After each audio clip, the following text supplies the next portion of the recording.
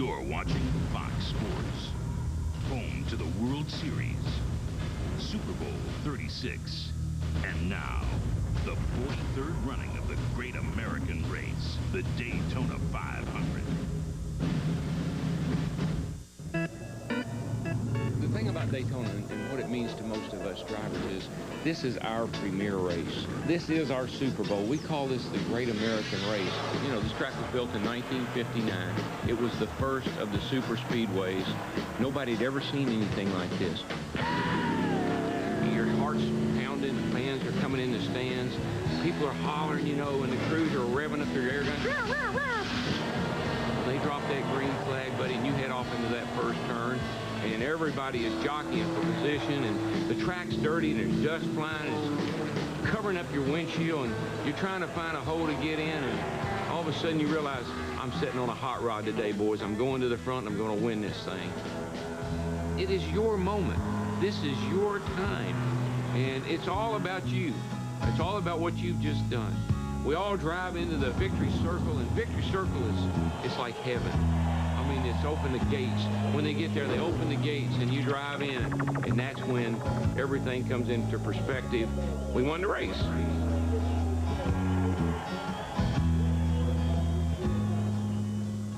The nation's outstanding race drivers will be after a rich $1,200 purse. In the middle of the last century, the legendary drivers of Daytona blazed a trail along this Florida beach. They raced for the love of a roaring engine and for the thrill of every sandy turn. But as these burly V8s raced on, the storied sand would soon be replaced by the grandest super speedway in the land. Here in the birthplace of speed, the moments have been many, the images awesome. Oh, I won the Daytona 500! I won the Daytona 500! Hey, there's a fight between Cale Yarborough and Donnie Allison. In the sport where father faces son, today's best respect the history of the great American race.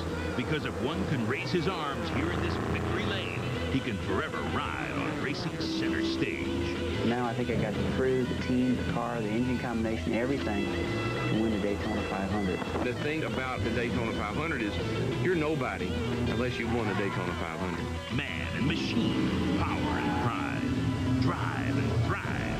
Jarrett, Gordon, Burton, and of course, the Intimidator. Fox and NASCAR fly together right into the future as the world's fastest sport has arrived right here on the one and only Fox Sports.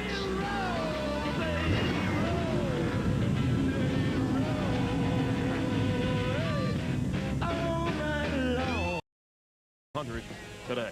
Welcome back to what many people and drivers are saying will be the greatest Daytona 500 ever. Speaking of great, this weekend we had one of the greatest quarterbacks to ever play the game with us.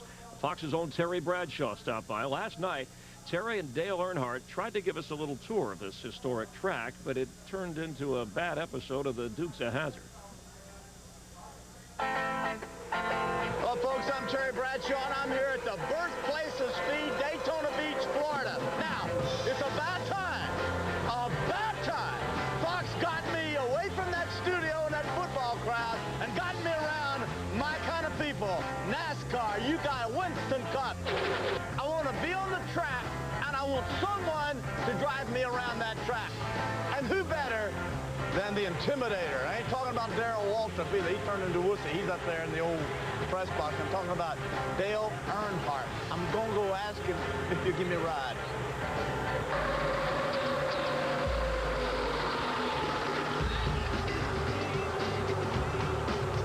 Hey, you know, got all this stuff. Sure hope Dale lets me drive. I don't think he will. Sure hope he does. Put your helmet on, let's go. Mark, you got to stay out of this line coming off pit road. All right. Why am I nervous? You shouldn't be. I shouldn't be? No. What about turn 3, Dale? What's so special or All right, this is where I like to race if I'm in line, if there's nobody but, you know, side by side. When you get a car side by side, you're running a high lane. And you got to run up here, and the guys is down on the inside of you. And you get way up here on the high lane like this. Gee, Merry Christmas, this is not fun. It is, it's cool, man. Now, we're doing it in race cars. This is a dang old street car. Now,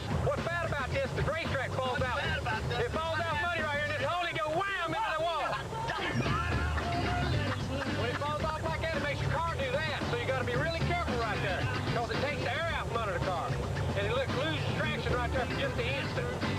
You don't want to go there and catch the apron too quick, don't you lose it, either, too. Golly. Let's pit. All right. I love the camels all out. Well, let's jump out like you won. Well, jump out like you won. Well, hey, we won. Get on the car, we won. Yay. I know if victory lane's here, you would like to be crossing that line first. And then spin around in the infield. Spin around the infield. And then go to victory lane. Then go victory lane, which is where I'll be do the interviews. Oh, you gonna be here? Yeah. What do you mean I'm big? Fox brought their A-team in here, babe. Good luck I'm tomorrow. awful lucky when you're around. You remember You that? know that. You know it, don't you? 1 year ago, Steve, Dale Earnhardt less than confident with the current rules package to win his second Daytona 500, but he won the last plate race of 2000, and Dale looking very strong during Speed Weeks. Can you win your second 500 today? Well, we got a good shot at it. Got a good race car. Wasn't really excited about the car yesterday afternoon, the last practice, but the car, it come around. I think it's going to be okay. We got a good engine in it, but a little wind today. A little exciting. I think it's going to be some exciting racing. Going to see something you probably had never seen on Fox. The 7-time champ rolls off 7th today. Jeannie? Why have over 200,000 people today filled Daytona International Speedway? Because minutes from now, 43 common men will fire their engines and become capable of performing uncommon deeds. They'll race these cars at 190 miles an hour, closer together than we dare to park. And at the end of 500 miles, $1 million and immortality await the winner. Here at Daytona, I'm going with the man who has won more races here at Daytona than anybody in history. Dale Earnhardt, the Intimidator, will pull into victory lane when the checkered flag falls. Steve, the sentimental favorite would have to be Kyle Petty, but I think the man who is rumored to see the air, if he finds luck today, Dale Earnhardt,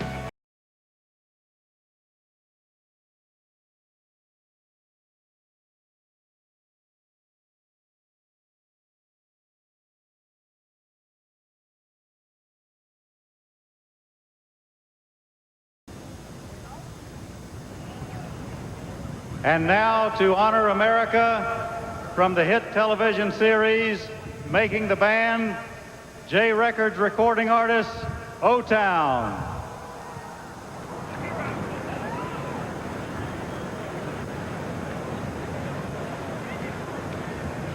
Oh, say, can you see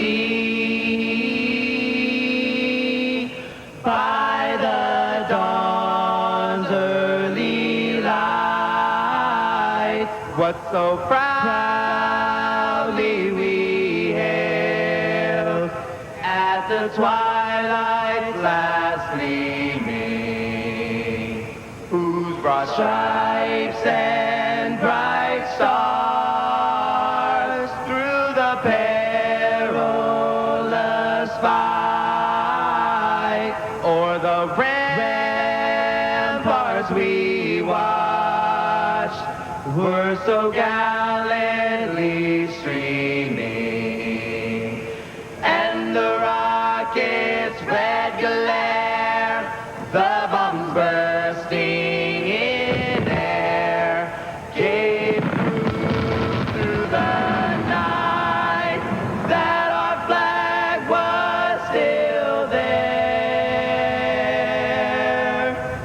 Oh, say does that star-spangled banner yet wave o'er the land of the free and the home of the brave, brave, brave.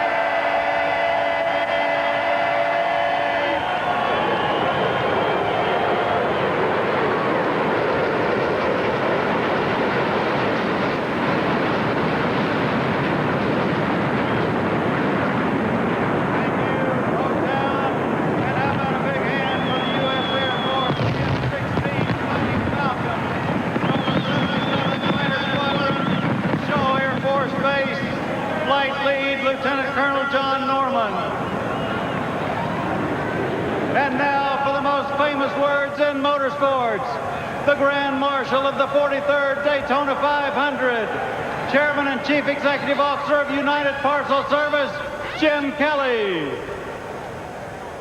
On behalf of the 350,000 UPS employees around the world, gentlemen, start your engines!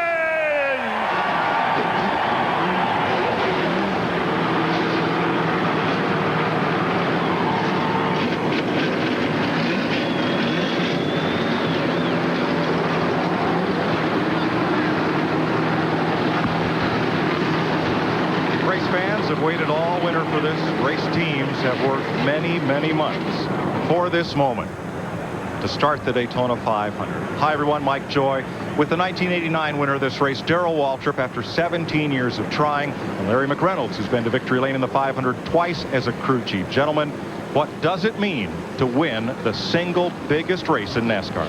Well, as a little boy, I heard about Daytona, and as a young race driver, I dreamed about racing at Daytona, and then I dreamed about winning at Daytona. It took a long time. Some dreams turned into nightmares, like some of these guys have had happen to them, but there's no greater feeling, no greater accomplishment than driving your car through those pearly gates into that holy ground. In 20 years, I was a part of winning 23 Winston Cup races, but none can even come close to going to victory lane here with Davey Allison in 1992 and Dale Earnhardt in 1998. And one of the most precious moments is when they slid this ring on my finger and said, "You're the winning crew chief of the Super Bowl, the Daytona 500. That's the feel of what it's like. We'll help bring you that feeling throughout the day and throughout the first half of this NASCAR season on Fox. Frankie Muniz from the Fox Sunday night hit Malcolm in the middle is going to get a big ride here. He's riding shotgun in the safety car that'll pace this field on its first preliminary lap. Getting set for the start of the Daytona 500. Whose face will grace victory lane today? You're watching live the Daytona International Speedway. Built in 1959. It's 2.5 miles around. Those corners right there, turn 4. Banked a steep 31 degrees. The tri-oval you see right at the start-finish line where the cars are now is banked 18 degrees, just about like the roof on a ranch house. Let's have a look at the UPS starting grid for today's Daytona 500. Bill Elliott has his 4th pole for the great race. First time in a Dodge, and Stacy Compton his first front row start ever. Row 2, two-time 500 winner Sterling Marlin, and Thursday's qualifying race winner Mike Skinner. Row 3, Jerry Nadeau having a little fun here. Last fall's Atlanta winner, and Dale Earnhardt Jr. a close second in the Twins Thursday. There's the Intimidator, Dale Earnhardt, the 98 champion of the 500 and last year's runner-up. Jeff Burke. Andy Houston is a rookie. Ward Burton, last year's Darlington winner, 05. In the 6th row, former Pepsi 400 winner Jimmy Spencer and Rusty Wallace, who's not yet won a restrictor plate race, maybe today. Row 7, Jeff Gordon, the 97 and 99 500 champ, and Ken Schrader, who has 7 top 10 finishes in this race. Jason Leffler makes his Winston Cup debut. He's out of USAC Midget Racing, and last year's Rookie of the Year, Matt Kenseth. Jeff Purvis in the big dance for the first time in 5 years, and Ricky Craven, who finished 3rd here in 97. Michael Waltrip, 5th in 1999, and Dave Blaney in his 2nd 500. Youngest driver in the field, Casey Atwood, age 20, and Mark Martin, 3rd in 1995, his best finish. Kenny Wallace just picked up a sponsor this morning for that car, 6th start for the veteran, and Tony Stewart, who won 6 races last year. Steve Park, last year's Watkins Glen winner, and Kurt Busch, the rookie from the NASCAR Truck Series.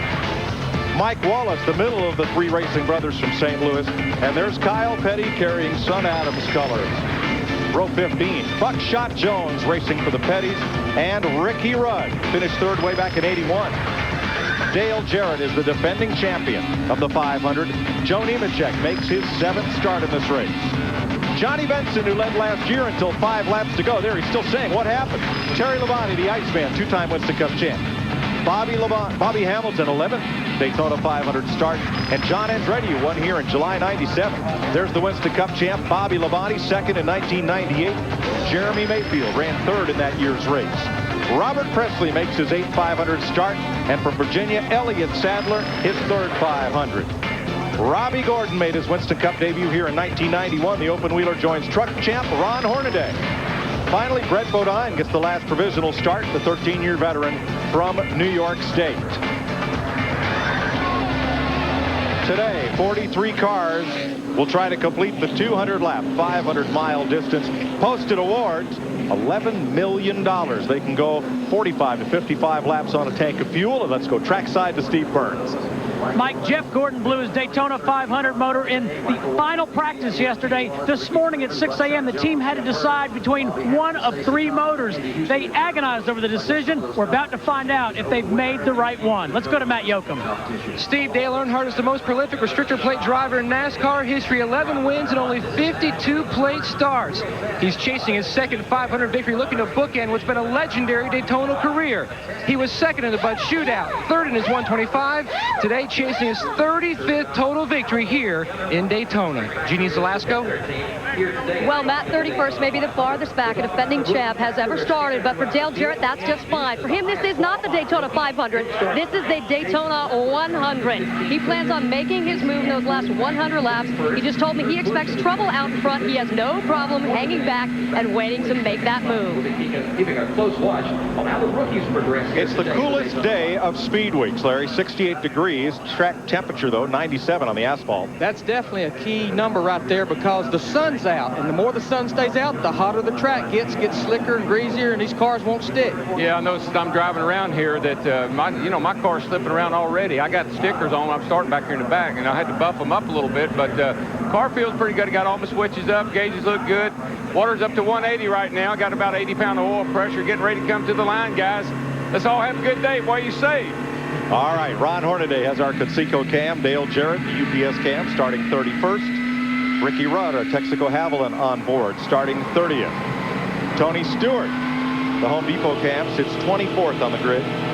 Mark Martin, our Viagra Pfizer cam from 22nd starting spot. Our Napa onboard camera rides with Michael Waltrip, going from 19th position. Our GM Goodrich cam from 7th place with Dale Earnhardt. And the Bud cam on board his son's car, Dale Earnhardt Jr., starts 6th. The Lowe's camera rides with Mike Skinner from 4th position and will ride with the pole sitter Bill Elliott in our Dodge onboard camera. Oh, man. Pace vehicle is in. The 43rd annual Daytona 500 is set to get underway. Terry Bradshaw waves the green flag. We're racing.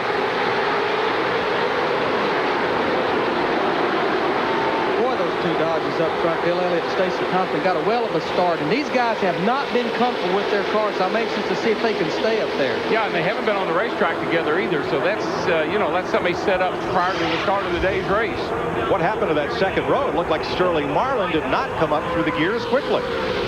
Boy, when somebody in front of you doesn't go, it really backs the field up right on a start like that.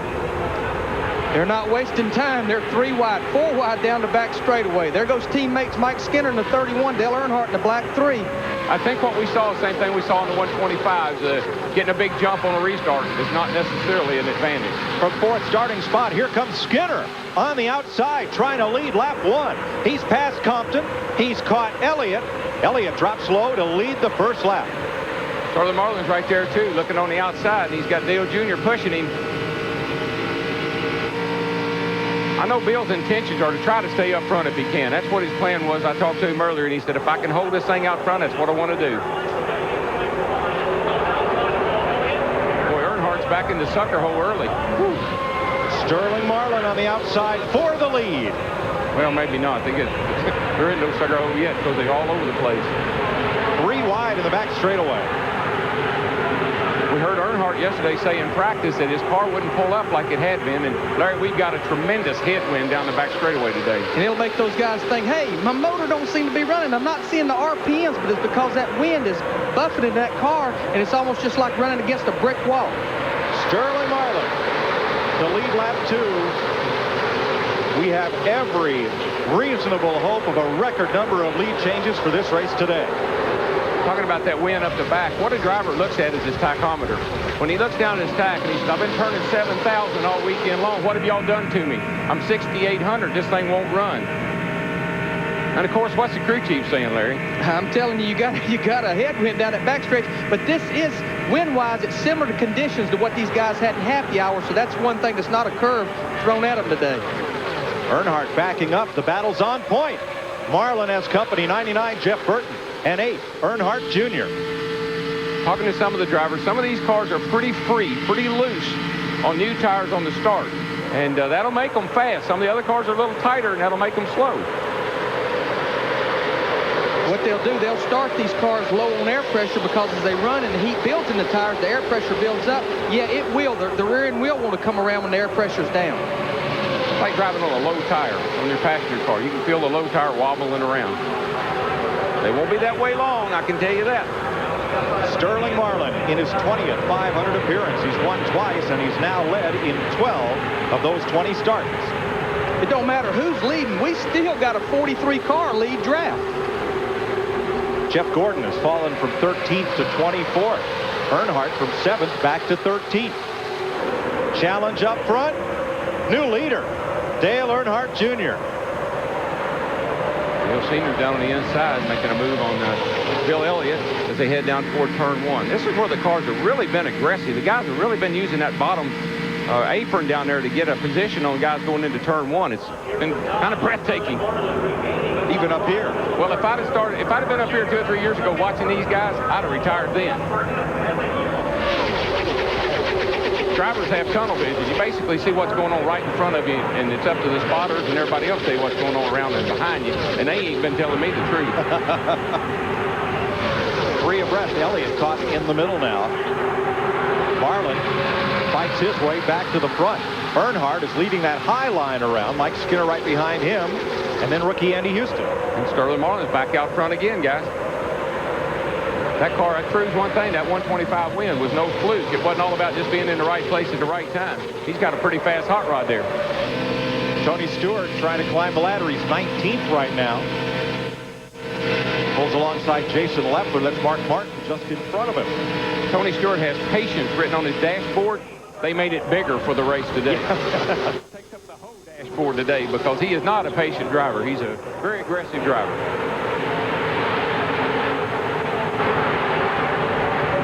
Marlin just leads Rusty Wallace now on the inside. Wallace has fought his way up into the top 3 in car 2.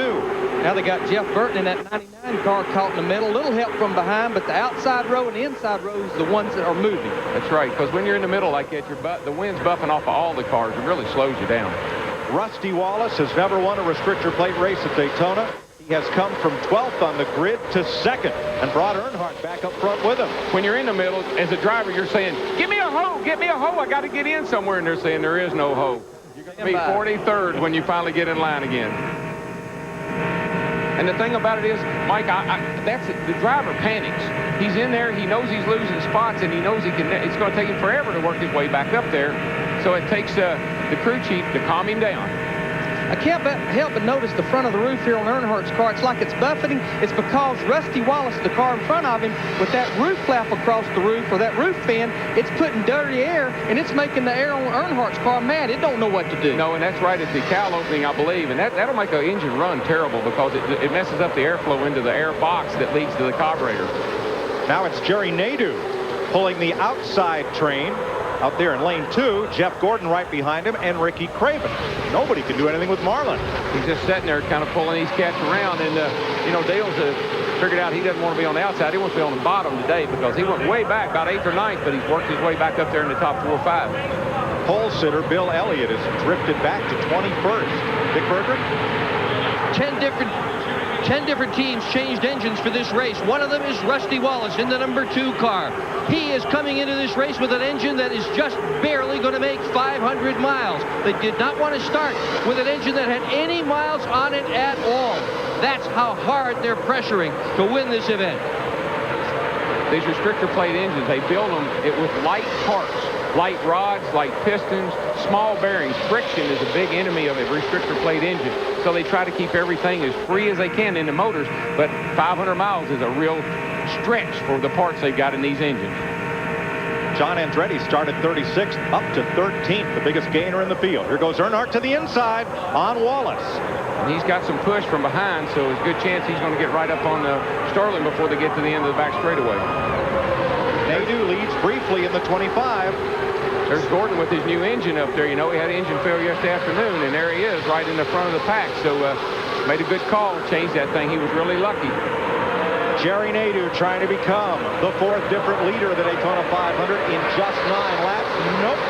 Marlin hangs on to it by inches. Ever so close. And why do these guys fight so hard to lead a lap? Because even though it's race 1 of 36 races, every time when you lead a lap in a race, it's worth 5 bonus points toward the Winston Cup Championship. And you got to look at the big picture. This is one race for the whole year. Danbury, Connecticut's Jerry Nadeau battles Sterling Marlin for the lead in the Daytona 500. 9 of 200 laps complete. This is NASCAR on Fox. The Daytona 500 on Fox is brought to you by Dodge and nearly 3,000 dealers who invite you to come see what's different. By Visa, the preferred card of NASCAR. Visa, it's everywhere NASCAR fans want to be. By Conseco. And by Budweiser, with the crisp, clean, refreshing taste you'll find in no other beer. This Bud's for you.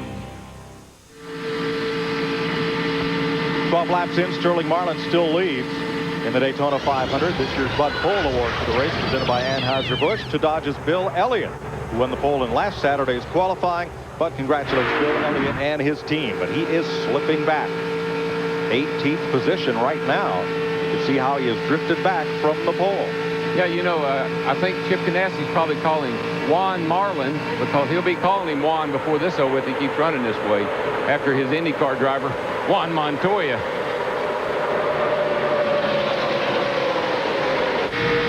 Boy, Ron Hornaday started 42nd, and the 2-time Truck Series champion has climbed to 5th place.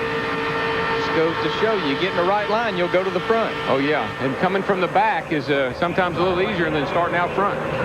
And we look at a lot of things here, of course, miles per hour, RPMs, but look at the throttle right here. You see the key to getting around here is going wide open. But see, as he went off in the corner, he backed off just a little bit, and as the tires deteriorate, the handling goes away, more and more in the corner, they'll have to back off the throttle to get the car to go through the tunnel, through the corners till they get fresh tires put on that thing. You see it doesn't lose many RPMs, up to 7,000 through the tri-oval right there. And up to 3rd place. And I'm telling the crew chief, he's saying, are you holding that thing wide open? Oh, yes, sir. I'm not lifted in it. I've had her on the mat ever since we started. Sometimes you lift and you don't even know it. Sometimes the thing is you lift up a little and don't know it. We got the lead change, all right. Ward Burton dropped down the hill in turn 2 to try to take the lead from Marlin. A lot of it depends on how much drafting help he's got going into turn 3. Well, that 14 has given Marlin the best push. And here comes Skinner down there behind that 22 car. So that'll boy. That was the right move right there for Hornaday to drop down in front of 22. Now outside pole sitter Stacy Compton has dropped back to 13th. Matt? Mike, coming into today's race, NASCAR has a rule here in Daytona. The top 2 qualifiers, their tires are impounded. Those 2 cars have to start on their tires. Stacy Compton's tires before qualifying had 20 laps of practice on them. So now he has 22 laps starting on his tires, where tire wear has been a main concern all week, pulling a number of crew chiefs. So Stacy Compton right now is patiently just riding, waiting to the first pit stop, which should be around lap 50. Steve? Well, Matt, moments ago, Dick Berggren talked about how tightly wound that motor is in the number 2 of Rusty Wallace. Rusty has a teammate in Jeremy Mayfield on the 12 and a partner in Robert Presley in the 77. Between those 3 teams, they have been through 9 motors during Speed Weeks. In fact, the motors have made 2 trips back and forth from Daytona to Mooresville, North Carolina to get worked on. Let's go to Dick Berggren. Ron Hornaday in the number 14 car, an incredible run this afternoon. He's currently running right around 5th position. That car was virtually demolished in a qualifying race here on Thursday. They flew a new door in. They flew in sheet metal equipment so they could rebuild it. The whole side of that car was redone here in the garage, repainted. They just crossed their fingers they got it right. Looks like they did, Mike. Hornaday looks pretty good, but he is about to become the meat in the sandwich. He got in the wrong line. He made all the right moves to get to the front, but it's hard to stay there, buddy. You go the wrong way. And he's an aggressive driver, and he didn't want to follow, and he made a move there, and he got passed. And now he's going to slide right on back to where he started. And I know for a crew chief, and it's got to be for a driver, people don't realize you have a millisecond to make that decision which line you want to get in. Sometimes it's right, sometimes it's wrong. It's like running into somebody in a hallway. You know, they're going one way, you're going the other, but you're doing 190 mile an hour, and you don't know which way you want to go. That's what causes the cars to move around the way they do. You run up on the guy, you go left, go right. No, I can't go anywhere. Are Dale Jarrett and Bobby Labonte running 31st and 32nd? Are those cars off, or are they biding their time? I don't know. It's not like Dale Jarrett to bide his time, because sometimes you can get more trouble in the back. Jeannie, what's going on with that 88 car? Well, very interesting, because early out on the track, Dale was complaining that the car was a little tight. They've been trying to talk him through that. But just moments ago, they said, hey, Dale, don't get too far away from the draft. And very confidently, he responded, look, I can get up there anytime I want to. He knows this track. He's confident, guys. Last year, he won the 500. The year before, he was in the middle of the pack. And before halfway, he got turned over. I talked to Bobby Labonte this morning. He said his car wasn't handling very good in the 125s. He said, but I couldn't even let off enough to stay out of the draft. It's just sucking him along so fast. Let's explain the word tight. What that means is through the corner, he's turning the wheel, but the front wheels aren't biting like they should. And a lot of times when you're behind the car, Darrell, it takes the front downforce off the nose, and the front end won't lift from an aero standpoint, so you can create two problems there. Yeah, pushing is better than loose. If the car is pushing, that means you got the wheels turned left, and that's the direction you want to be going in. And you can control that a little better with the throttle. But if you got somebody right up on your back bumper all the time and you lift out that throttle, guess what's going to happen to you? They're going to boot you in the rear end and turn you around.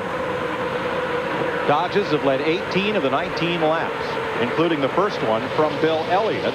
Last Dodge to lead the first lap of the 500, Buddy Baker, the pole winner in 1973.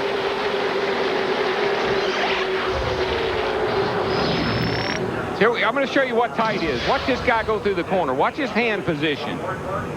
He pushes up the hill. He goes up the racetrack. That means he's turning the car, but it won't turn the way where he wants it to. See how much effort it takes? See all that steering input he has to put into it? It's oversteer. You can't get it to turn. And the only thing you can do most of the time is back off the throttle. No, that's not the only thing you can do. You can call your crew chief and raise Cain. That's all you can do. What have you done to my car, boy? Now watch. Look at Mikey. Look at Mikey. He's got a handful. That's what we call a handful. When you get the wheel pulled way around there like that, he's got a handful of steering wheel. He's a little too tight. And you can see he's not going very fast. Tight bogs the motor down. Lead change. Ward Burton up on the high side this time may get the lead from Sterling Marlin. Boy, Sterling does not want to relinquish that lead. He is just hanging on. Two Dodges there, gang, side by side.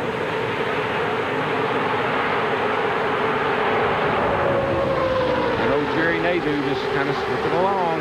And we've had several drivers lead through turns 1 and 2, but official lead changes are only counted at the start-finish line, and each time, Martin has held off the charge and beaten them back to the line. Not this time. He's got the push. 22's got the push this time. Come on, baby. Oh? Yes. Yes. Ward Burton leads that lap. First time he's ever led the 500. 4. That's 4 lead changes. Isn't that about as many as we had in the whole race last year? What's changed, folks, is NASCAR has allowed the engines to run a little less restricted, and a new aerodynamics package that we'll explain when we come back. 21 laps complete in the Daytona 500. Sterling Marlin out in front. NASCAR Victory Lane every Sunday night at 9 p.m. on Fox Sports Net. Your new home for NASCAR. Look at the lead changes in this race as Earnhardt tries to make it another one. So far in this speed week, 45 lead changes among Winston Cup cars on the track racing. Last year in all of Speed Week, only 14. I was here one time. I had a car in 1988. It was so fast that nobody could pass it. Earnhardt to get up behind me like he is right now. I'd look back, and his hands would be smoking. There'd be smoke coming off that steering wheel. His eyes would be about as big as a pair of binoculars. His teeth would be showing. That's incentive to keep out front. That's that look right now that he's giving Sterling Marlin. And here's all I could hear.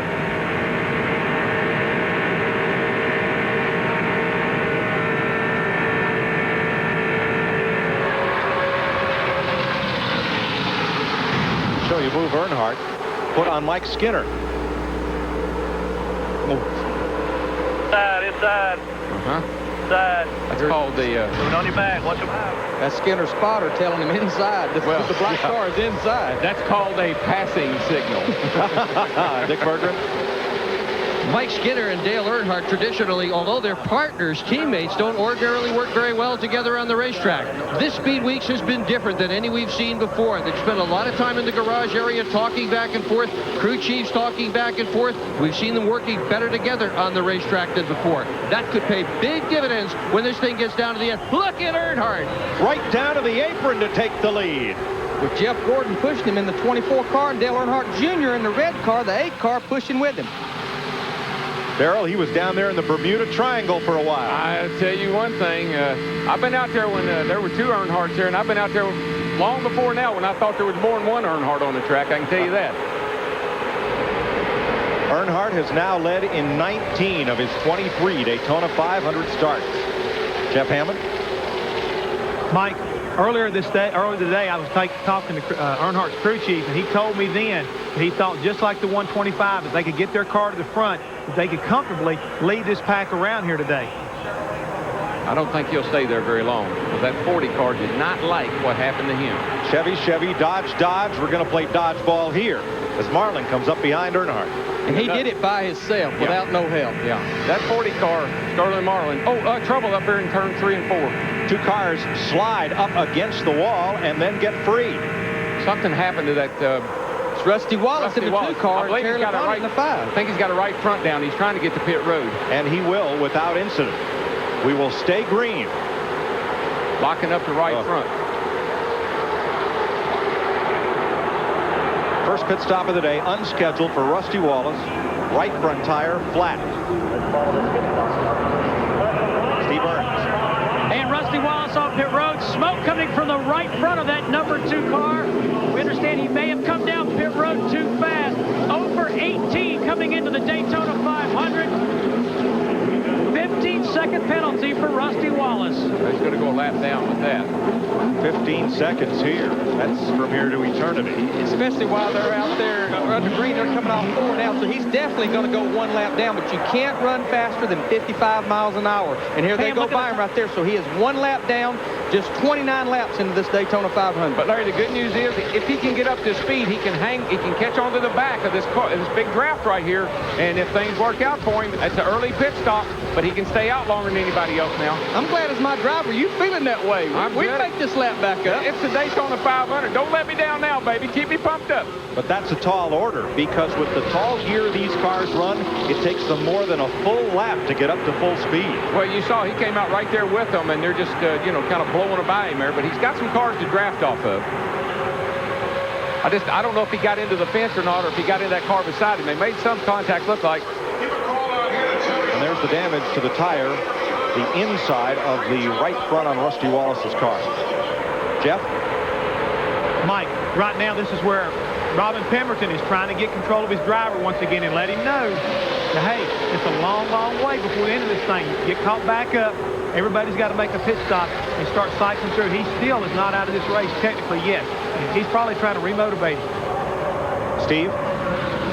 And interesting, several members of other teams, Dale Jarrett's team, Mike Skinner's team, the 28 crew members down here, they're all looking at the tire. They want to know if there is a problem here on this tire. 5 different teams down here looking. Listen, here's the Rusty Wallace is notorious for this. Low air pressure and too much camber. Too much camber with the radial tire. That inside edge will dig like a knife. So what you try to do is you run that thing as much camber on the inside that you can, but it destroys the sidewall of the tire. Low air pressure, too much camber. Here's what I'm talking about. This is an adjustment that they should have made. Larry, you explain the camber. Well, camber's how much the front tire is leaned in at the top. And the problem is right in here, that's on the inside edge all the way down the straightaway. It's what we call the footprint. It's running on the inside edge. But what you want to try to get is that full footprint in the corner on the ground, and that makes that car go through the corner because the whole tire is gripping the racetrack. Now, how do we fix that? Just a simple little adjustment. Put that spacer in there and lean that tire in there. But again, with these long straightaways, you can run on that inside too much, and that's what eats it up. And as we said, there's the tire. It says it's cut, and it is, but it's cut over in the side there where they got it covered up. Dale Earnhardt, Ward Burton, Mike Skinner, and Ron Hornaday has fought his way back to the front four, driving for A.J. Foyt. 32 of 200 laps complete, and Earnhardt is out in front. You're watching NASCAR on Fox. 500. 1,000 feet above Daytona International Speedway, the Budweiser.com airship.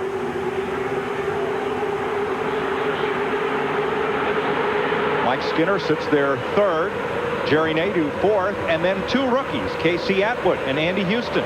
That blimp's got a pretty good view of the speedway, but folks, I'm telling you, this is where you want to be, right here. We got cameras everywhere. You can see every move these cars make. I've never been so excited about a Daytona 500. I hope I'm not overdoing it. Boy, you talk about Casey Atwood in the red 19. I talked to Ray Evernham this morning, and he said, we felt good about Casey's car yesterday. But Casey come in and said, Ray, this motor just didn't run. And he said, I started to question Casey. He said, but for 10 days, everything that kid has told me, he's been on the mark, and I wasn't going to doubt him about his motor. And let me tell you something else about him.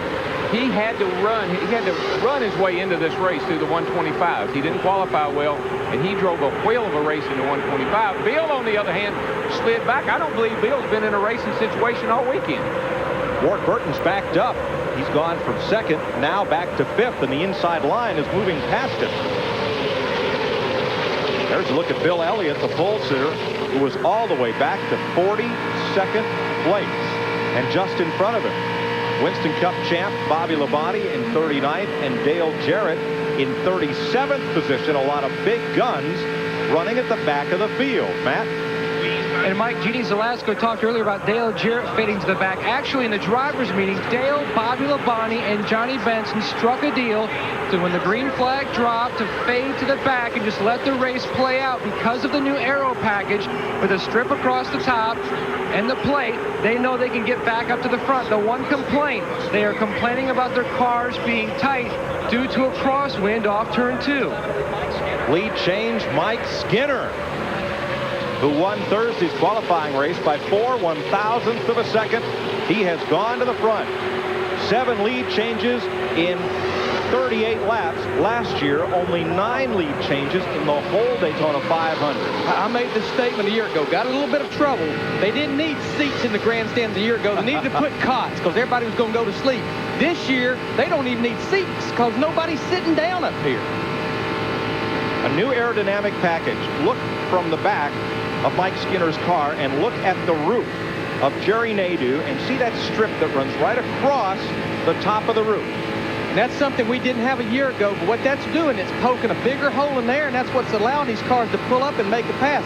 Also, they have 70 degrees of spoiler on them versus 45 degrees last year. A lot more drag in the car, a lot more downforce. Then under the hood, the plate is a 32nd of an inch bigger than a year ago. That don't sound like much, but that's about 25 to 30 horsepower. Hey, man, my kid there from Nashville is trying to get out in the front here. He was up there with Skinner. He's on the outside. He's running third. 20-year-old Casey Atwood. He's a rookie. Last year here in the Busch race, turned over.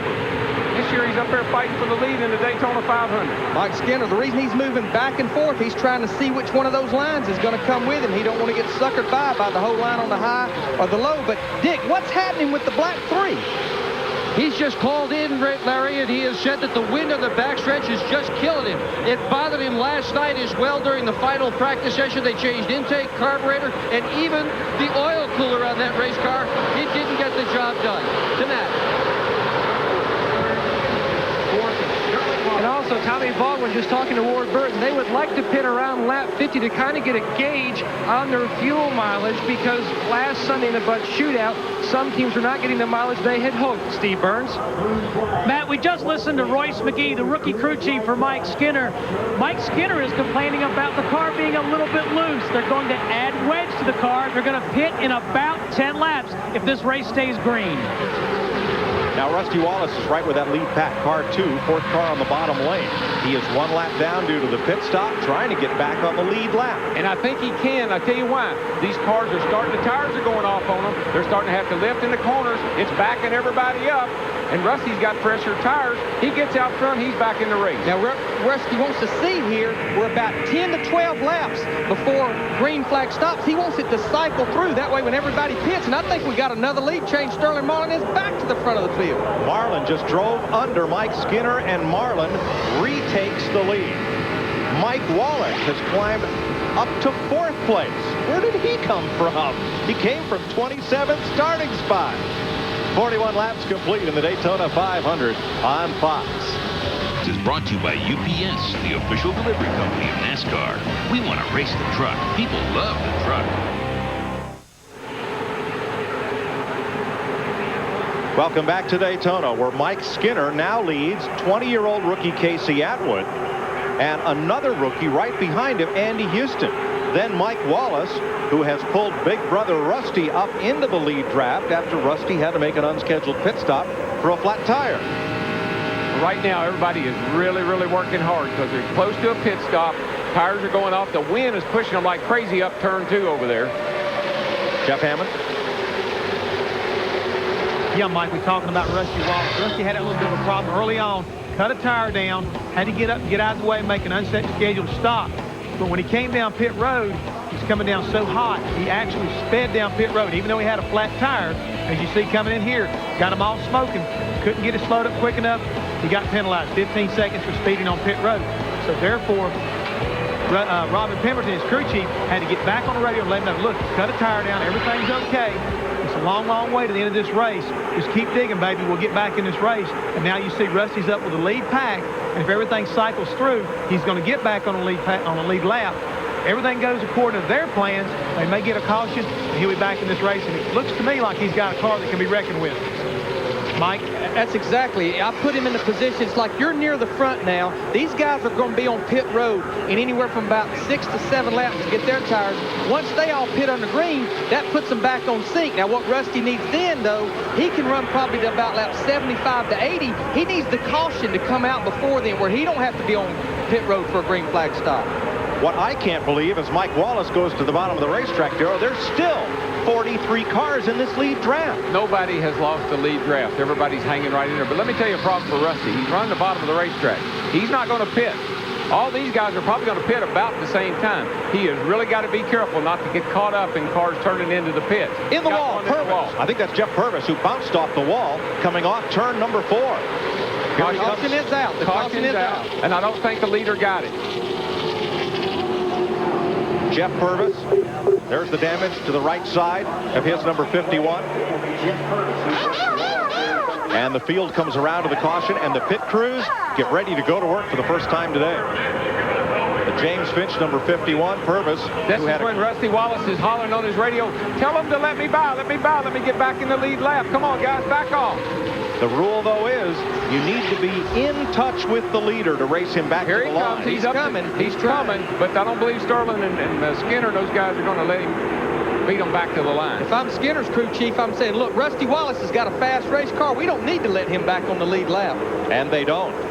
They will take the caution flag and pin Wallace 1 lap behind the leader due to his unscheduled pit stop.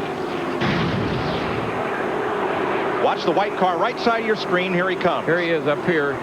It looks like he has a tire go down to me. It just looks like his car took off on him and bounced it into the fence. Looks like the right front may have gone on it too. And folks, they are not bad tires. We just do bad things to them. We either run low air pressure, which hurts them, or we run too much camber. And normally there's no warning when that tire goes away. Normally you hurt it when it's a new tire, but it don't show up till late in the run like on Jeff Purvis's car. Exactly.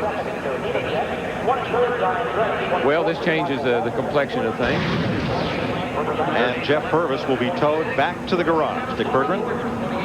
Earnhardt is going to take 4 tires when he comes in, all during speed weeks. That has been the fast way to do things. His crew here ready to go. Steve Burns. Well, Dick Berggren, everybody's at the ready here in the 31 pit of Mike Skinner. He's a little bit loose. They're going to take a little air out of the left front and add wedge. Let's go to Matt Yoakum.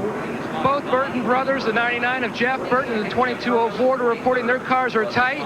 Both will take on 4 tires. It's going to be a wedge and air pressure adjustment for the 99 and just air pressure for the 22. Jeannie? Well, a bit of a development from the 88 car all along, talking 4 tires and even taking 2 pounds out of that right rear.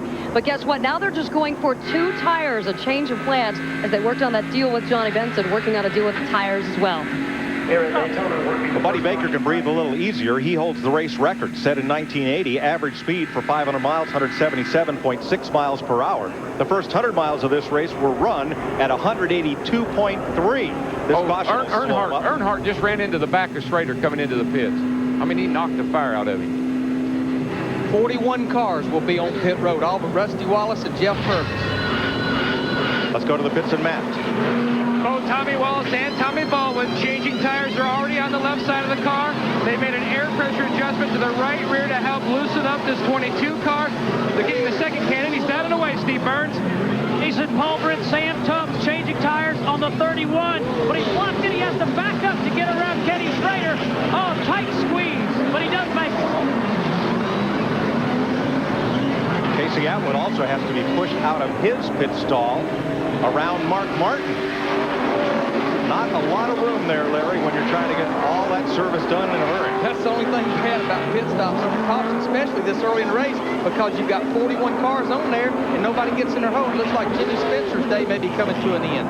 And Jeremy Mayfield, too fast down pit road. In the 18 car, they made some major adjustments there. I believe they took a bunch of spring rubbers out of that car. Dick Berggren. Well, there is some damage to the front end of Earnhardt's car. The crew said don't worry about it, but that may be more psychology than anything else. The hood is pulled up just a tad. Could affect the aerodynamics of that race car. Could spoil his chances to win his second Daytona 500. Aerodynamics are so critical. These teams spend hours massaging the shapes of these cars in the wind tunnel, and then the drivers massage them out on the racetrack. Oh, yeah, and, you know, he heard Earnhardt complaining about the car didn't run that good down the straightaway because of the headwind, and that's going to make it worse. Jimmy Spencer is pushed behind the wall. The former NASCAR modified champion may be out of this year's 500. We're under caution. You're watching the Daytona 500 on Fox. Kellogg's pit crew has a new paint job and some added orange. That's all duct tape on the front of that. Surprised Tony Tiger still has his eyes open after getting involved both in the Rusty Wallace cut tire and now being tangled up there with Jeff Purvis. Yeah, he's trying to keep all those cornflakes in the box is what he's trying to do. It's so important to keep the front of the car just as clean as you can, because that's the first part of the car that sees the air. If you've got it all distorted and holes in it, and Darrell, how did we ever race without what we call that duct tape, 200-mile-an-hour tape? I just use baling wire myself. Here, let's show you what happened to Dale Earnhardt and Ken Schrader coming into the pits. And I believe I can explain. Here's Earnhardt right here. Now watch this car come up on the outside over here. Earnhardt wants to race everybody. And he looked over and he saw that kid coming. He said, let me show you some kid. You're not going to beat me on pit road. Whoops, Kenny Schrader's in my way. But now Dale Earnhardt wouldn't know how to drive a car if it didn't have the front end beat in on it. That's exactly right. Larry. Steve Burns. Well, Sterling Marlin's got a bit of a problem, guys. You talked about how important aerodynamics are. They've knocked a hole in the grill, and right now they're fabricating a 4-by-8-inch piece of sheet metal that they're going to place on with duct tape on the next pit stop. But that's a long time from now if this thing stays green. Well, we're coming around to get to green, and there's Rusty sitting up there. Got a chance. Now he lines up on the inside. All the cars on the lead lap line up in the outside lane. And the cars a lap or more down line up on the inside. Today's Pep Boys Trivia. Which drivers have won the Daytona 500 from the pole more than once? Give you the answer in a minute, as we're about set to go back to green. I know. But I saw the car.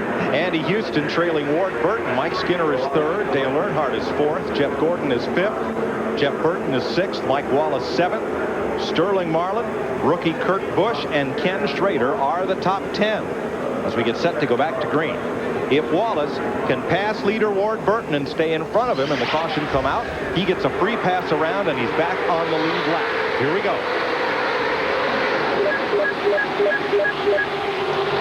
He's probably fast enough to get in front, but I don't think there's anybody going to let him stay there. He's going to have to hook up in there somewhere and draft his way along and hope that a caution comes out. Rusty Wallace in front of race leader 22 Ward Burton. A little more strung out on this restart. Yeah, Rusty would love to see the caution fly, something come off a car, some of that tape or anything right now. Just a little light caution, get him caught back up, be back in the race. Nobody moving with the rookie, 96 Andy Houston. Everybody to the inside lane, and Houston will drift back. And you know, that's the worst feeling in the world. You say, I'm going to run high this lap, and you look back and nobody else has decided to run high. He's got a little bit of help coming from the yellow car, Kenny Schrader, but I don't think it's near enough. Well, right now, we're going to let you enjoy some pure American NASCAR horsepower. Let the pictures tell the story. And if you're one of the millions of NASCAR fans with surround sound, here's your chance to crank it up.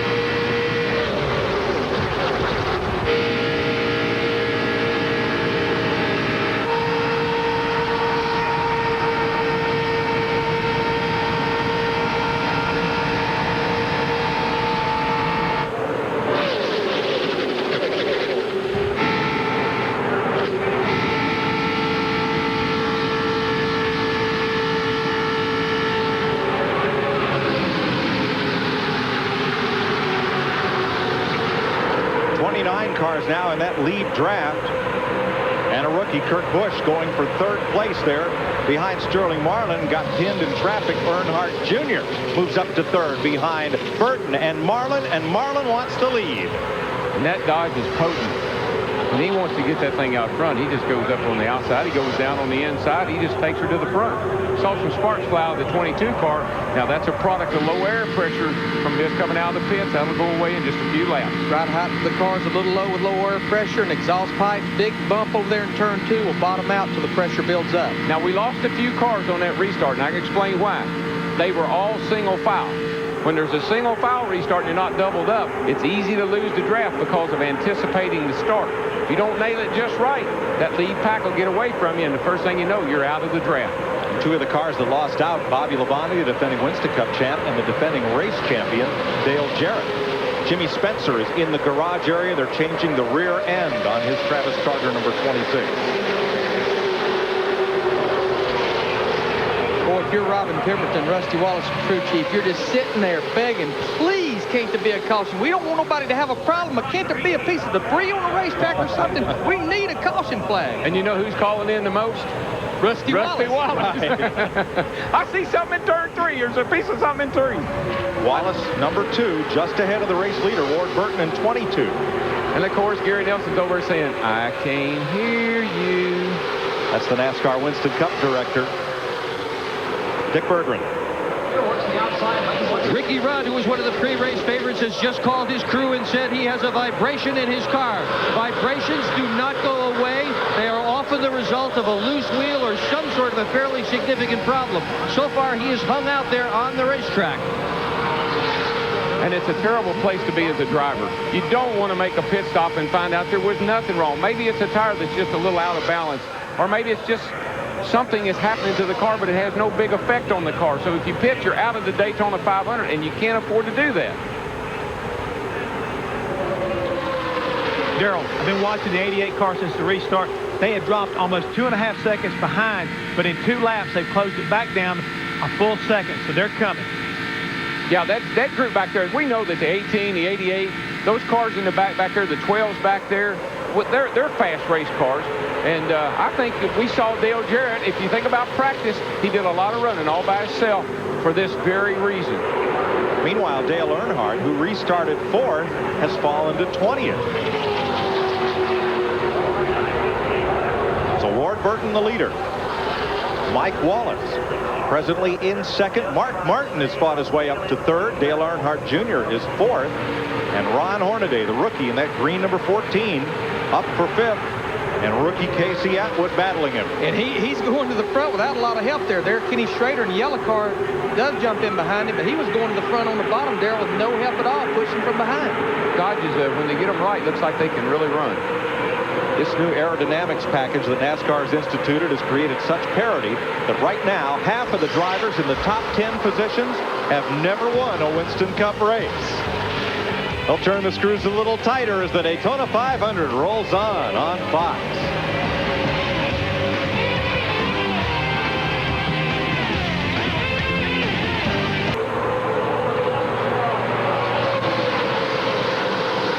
Welcome back to Daytona, where Ward Burton continues to lead, Dale Earnhardt Jr. and now Dave Blaney. So, who are the drivers who've won the Daytona 500 from the pole more than once? Bill Elliott. That's my pick, too. And Cale Yarborough. Cale Yarborough, yeah. Our Pep Boys trivia.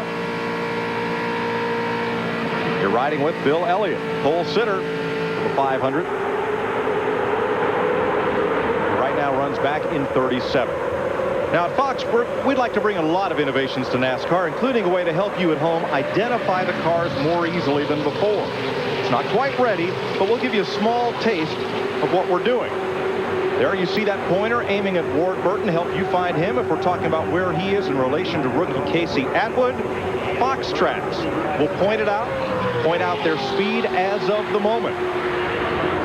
It's an innovation that we'll hope to get all the bugs ironed out and roll it out for real in a couple of weeks. But just another way those of us at Fox are trying to help those of you at home enjoy NASCAR racing. I saw why Ward Burton's better than that race car, the other one that was highlighted. He's running faster miles per hour through the corner. About the same on the straightaway, but faster through the corner, Darrell. I was surprised nobody picked Ward to win the Daytona 500. I know he is capable. I know that car's fast enough. It's just a matter if the strategy will work out for him or not. You know, a car we hadn't talked about is that blue and silver number 6. Mark Martin started 22nd. We watched him yesterday in practice. He smiled for the first time in 10 days. He had his old car driving good, his old motor's running good, and he was the only one of 4 Roush cars that did not change their race engine this morning. Yeah, I believe as time goes by, we'll see parity come to the top. I think what you'll find is all these makes are pretty equal in the race. Dodge racing at Daytona for the first time since 1983, and they've spent a lot of time up front today. Sterling Marlin thus far has led 24 laps. Ward Burton will lead his 15th lap of the day, also in the Dodge right now. And that's his teammate, the 93 car, Dave Blaney, there behind Dale Earnhardt Jr., both driving for Bill Davis Racing. One thing I've noticed about the Dodge, the Sterling's and the 22 car both, is when they want to get in front, they seem to have the stuff to get it done. Everybody else struggles a little bit. They seem to be able to pull out and go to the front. Last Dodge to lead a lap in Winston Cup racing, Buddy Arrington, Atlanta, March 1983 until today. I was there. I was at that race. I think I won it. Jimmy Spencer returns to the race after changing the rear end. And here's Travis Carter, 26. You know, there's a time in every race when you just kind of get in this mode we're in right now as a driver and as a crew. All right, let's get some laps on the board. Let's ride along here a little bit, and let's see what's going to happen to these cars. We didn't make it quite to the green flag stop a while ago, so let's run these laps here and see what's going to happen.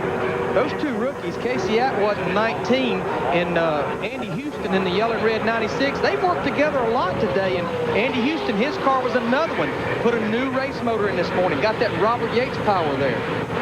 Yeah, and Leffler's right in there, too, in the 01 car. He's just kind of hanging in there. Hasn't made a lot of noise, but he's right up the middle of them. Darrell, a lot of the veteran drivers may not trust the rookie. Do Are they then left to work with each other? Well, you got to earn trust. That's really what it's all about. And those guys know that. These rookies do. These are smart kids that are coming in our sport today, and they don't make a lot of mistakes, and the veterans pay attention to that.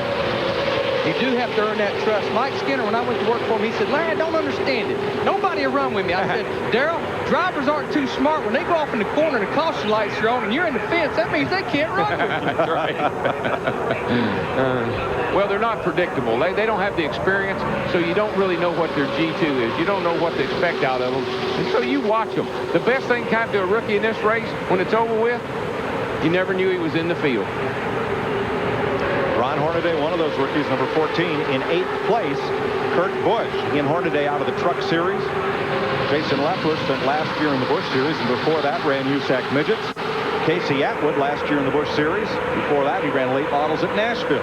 Well, the Truck Series is producing some pretty good racers. Andy Houston and Hornaday's in there. Greg Biffle was in the Busch car yesterday. So these guys are producing the trucks are producing some good drivers.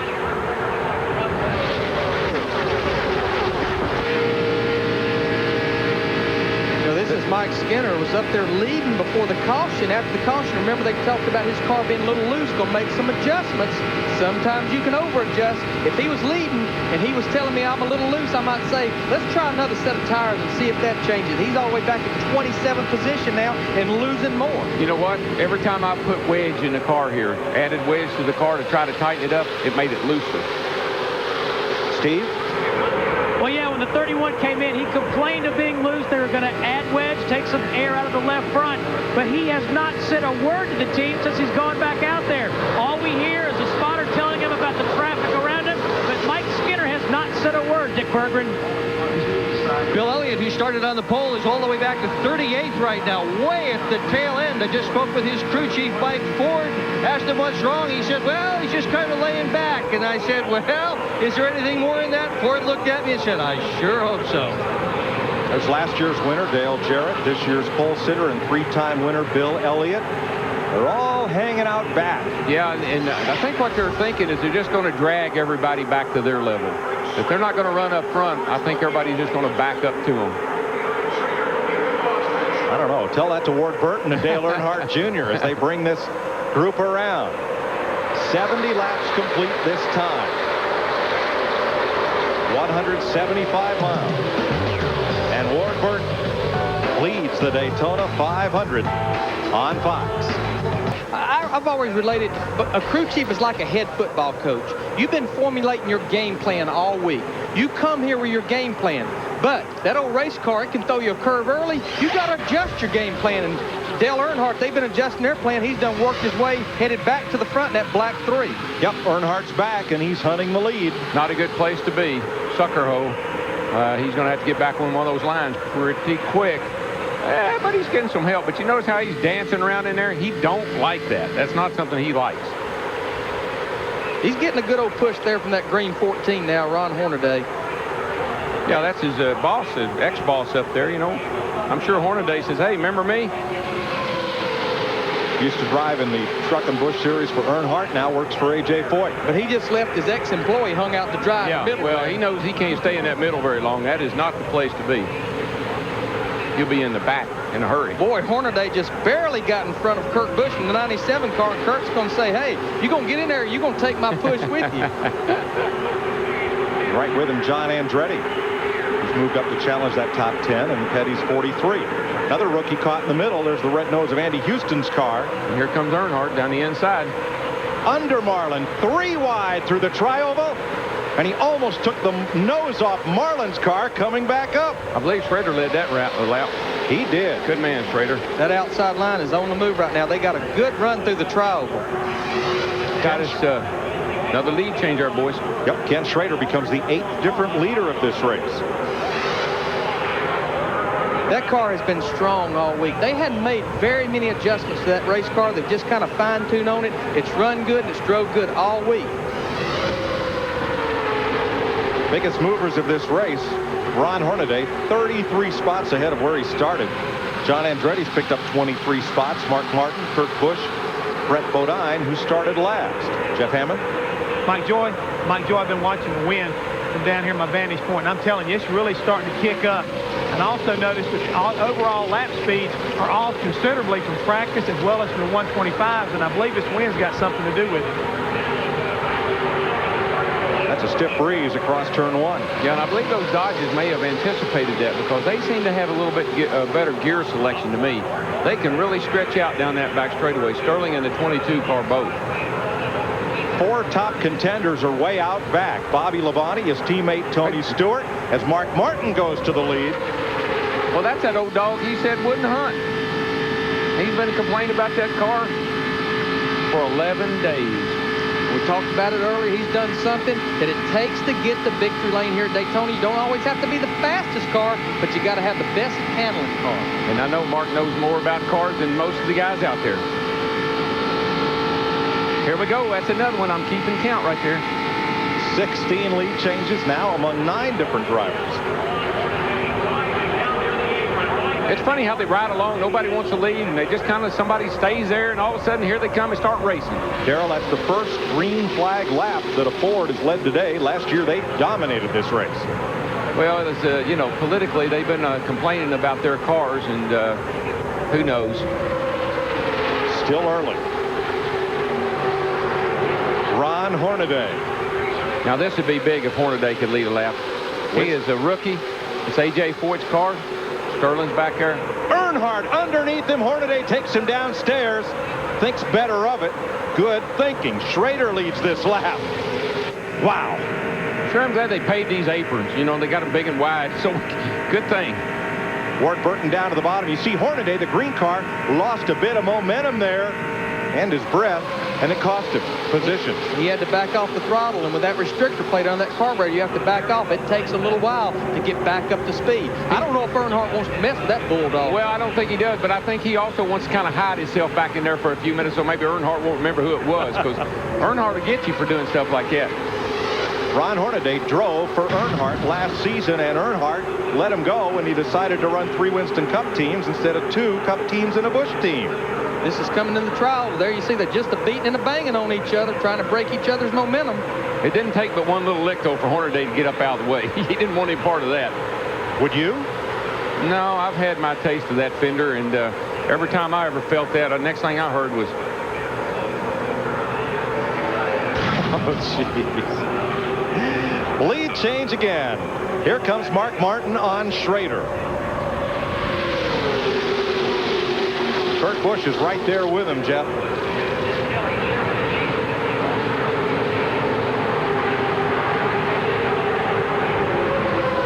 Mike, I'd like to add the young man you watching back in that 97 car, Kurt Busch, driving for Jack Roush. I worked with him about 7 races last year, and I got news for you. The kid is probably one of the sharpest drivers I've ever worked with, including you, Darrell. I'm telling you right now, the kid has got some talent. He's had a really tough 11 days here at Daytona, but Jack and the rest of the crew have worked very hard on 97 car, and they've got him up there in the front right now. It looks like he's doing a very good job. Mike? Jack Roush told me 3 times this week, I said, Jack, what's wrong? Jack, what's wrong?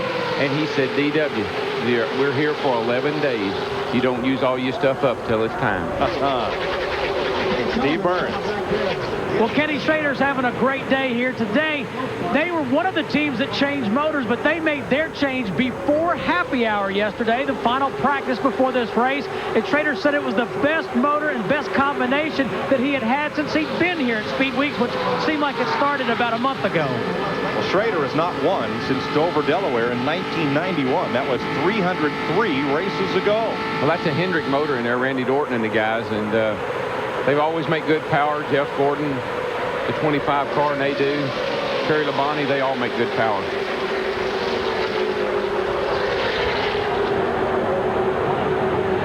First 500 that Ken Schrader has led since 1996. 9 different leaders.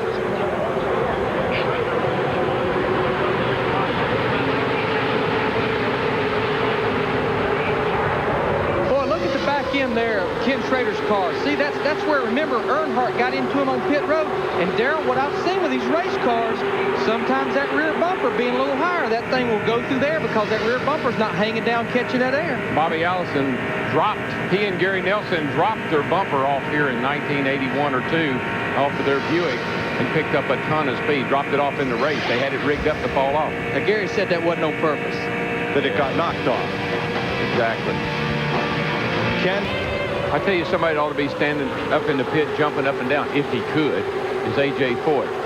I mean, he put Ron Hornaday in that car for this year. Ron's 42 years old. He's a rookie. A lot of people question that call, but I want you to look where that cat is and how he got. Whoa! Did you see Earnhardt bounce off Kurt Busch there off turn 4? Yeah, and Earnhardt stuck his hand out the window, too, as they come off turn 4. Oh, boy, that's the lamb and the lion going at it right there. Earnhardt, just think how well he can drive with one hand. If he'd put them both on the steering wheel, he'd really be tough. He shakes his fist. He gives more direction than anybody out there. Mike Skinner in the blue 31, it wasn't but about 10 or 12 laps ago. They said he wasn't saying nothing. He was in 27. He's done worked his way up to about 7. I've got to see this again. Well, Earnhardt's trying to make it 3 wide. Boom. Right here, you'll see his hand off. Replay cut it off there. Wait a minute, you might see it this time. Watch this. Bam. That's just a little light tap. There's that hand waving. There it is. Kurt, you're number 1. You are. Teach them rookies something. Terry Labonte is on pit road. This is an unexpected stop. We've only gone about 30. Driving if they're going to take 2 tires. And I know you don't. I don't want to be the crew chief if he tells me he's going to take 2. Not like my car. Be like Earnhardt said, I ain't leaving till you give me 4. That's right. Michael Waltrip, 15. Dale Earnhardt Jr. in the 8. Those are also team cars. Dale Earnhardt owns those, and Steve Park's team. Well, I'm glad Michael finally got up there where we could talk about him a little bit, because he has been kind of hanging back in the back. But as we run down to the end of this run, get ready for pit stop, his car looks like it's really working pretty good for him right now. Michael loves Daytona, and he always runs up front here.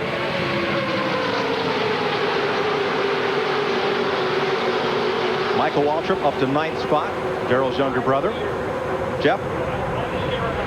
Darrell, I just wanted to let you know that when I was talking to Michael early this morning, he told me he was going to take a little bit from you and a little bit from Earnhardt and try to mix them together to make the day's run. He said, I'm going to lay back for a little bit, get a feel for my car, tune on at the first stop, and I'm going to the front. Well, he's very confident. Earnhardt to pit. And Sterling with him. Hornaday with him as well. Here comes Hornaday. Halfway this time by. 5 cars are on the pit lane under green. Jason Leffler is coming in with them, and so is Stacey Compton. Jeannie? Well, Ron Hornaday will indeed take 4 tires, and the impressive part here, how'd you like to be doing all this stuff, the splash of fuel, clean the windshield, with A.J. Foyt looking on? Dick? Earnhardt will take 4 tires. Car owner Richard Childress is the guy who has made the call. That is all the adjustment you're going to see on the hood. One of the crew members just nailed it to Steve. Sterling Marlin's going to get 4 tires, Dick. They also took a tearaway off the windshield. They talked about making a wedge adjustment. 14 is out, 3's out. Sterling Marlin's out as well. It'll take them a while to get drafted back up, and the field comes off turn number 4. And here is another group coming onto pit road, led by Mike Skinner. Ken Schrader is coming in. There are this time more than a dozen cars in the pit lane. Kurt Busch, Jeff Gordon, Steve Park, Ricky Rudd, all making this pit stop.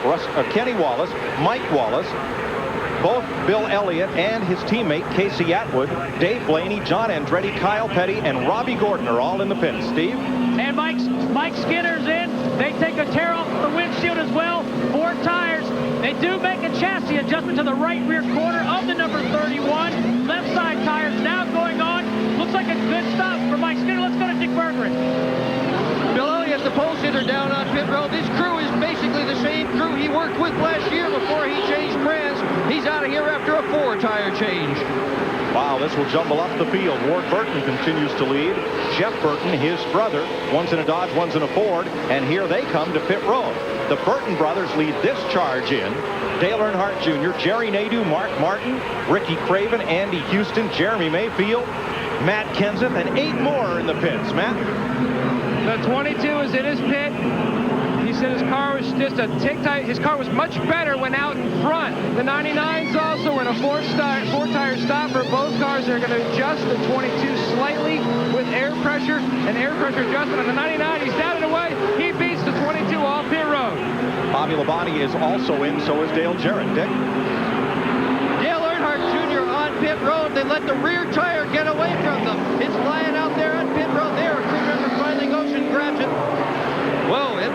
rolled across pit road. They were lucky to grab that thing before it fell over. Green flag stops continue. Rusty Wallace comes in and brings Michael Waltrip with him.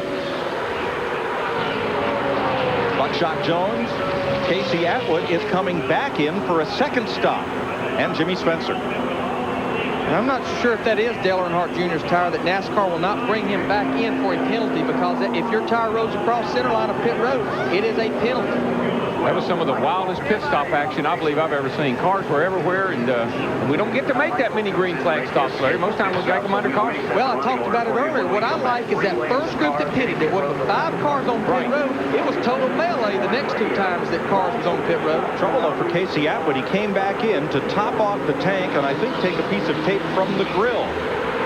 Going to be a penalty on Ron Hornaday for speeding down pit road. He'll come in to serve that penalty now. I always ask my crew chief, Larry, will you work with the team around us so there's nobody in my way when I come in, so I can get in and out?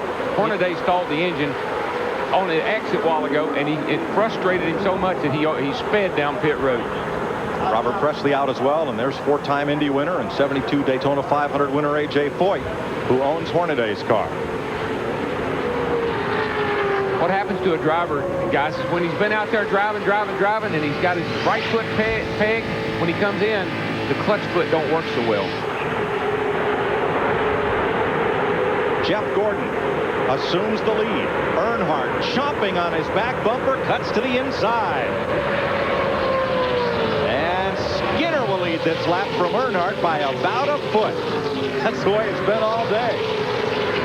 Well, that's a car we hadn't talked about much. The yellow car there behind Earnhardt, he drives for Dale Earnhardt. That's Steve Park in the yellow number 1. He's finally made his way up to the front. Well, Kyle Petty is back on pit road. Made a stop a couple of laps ago. Now comes back in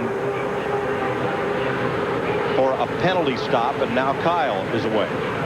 You know what? You can usually tell who have the best pit crews when you have green flag pit stops.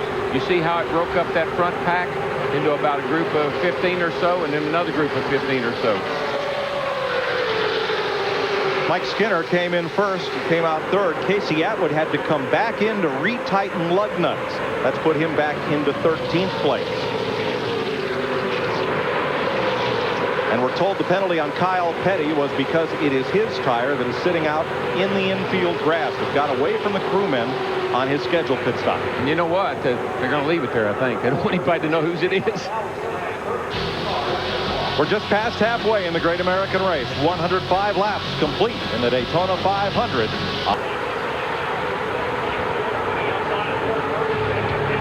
Welcome back to the Daytona 500 on Fox. Jeff Gordon has taken the lead for the first time today. He's brought Ricky Rudd with him. Dale Earnhardt sits in third. Tonight on Fox, Futurama at 7, King of the Hill at 7:30, and Sideshow Bob control Bart's Mind. Kelsey Grammer guests on The Simpsons and Malcolm in the Middle and The X-Files. It's all new on Fox starting at 7, 6 Central tonight. Steve Park, Dale Earnhardt, and the third of those Chevrolets is the 31 of Mike Skinner chasing Jeff Gordon. It's a Chevy front 4. Now at Fox, we're working on a number of new innovations for our NASCAR coverage, including a way for you to identify the cars more easily at home. Here's a little demonstration of Fox Tracks. It'll help us pinpoint drivers for you in the field. Rusty Wallace back there trying to work his way back up on the lead lap will pinpoint him. Every car has a GPS receiver. The Sport Vision folks, they have telemetry all around the racetrack to keep you pinned into those cars. There's Mike Skinner working up the outside and showing his speeds. Earnhardt versus Skinner and Wallace. At this point, Skinner just a little bit faster coming off that corner than is Earnhardt. This is just a demonstration, folks. If this didn't work too well, we can call it an experiment. But in coming weeks, we're going to roll out Fox Tracks on our NASCAR coverage.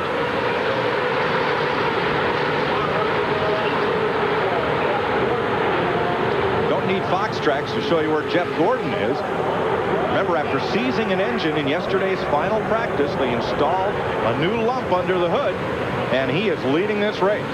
Rusty's car will really go down that back, but you got to realize he's back in the pack here, and he's getting help from all those cars that are in front of him.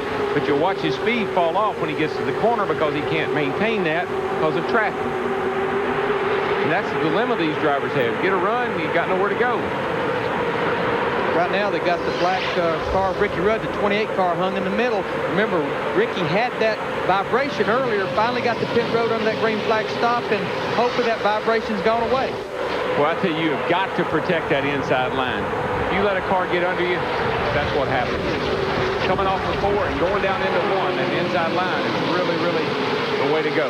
A minute ago, Rudd was up to second. Suddenly, he's been kicked back to 10th. Matt Yoakum.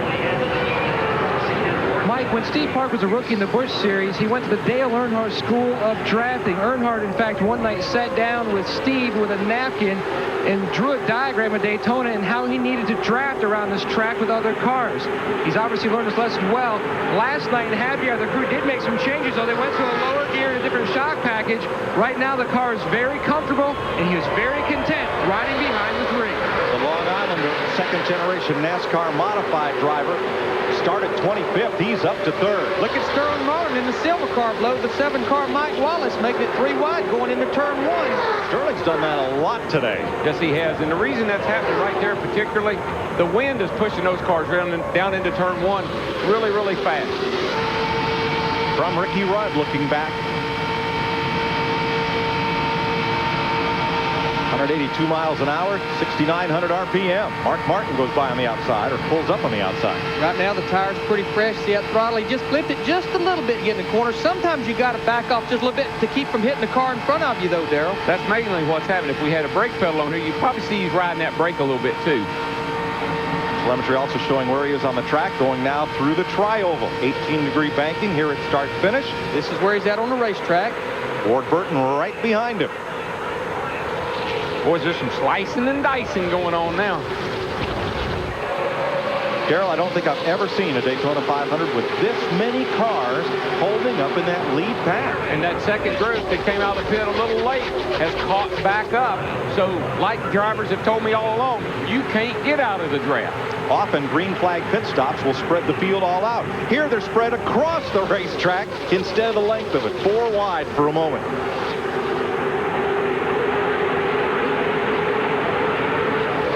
Guys, I was talking the difference between that first pack that came out of the pit and the group that came out later. There was an 8-second spread.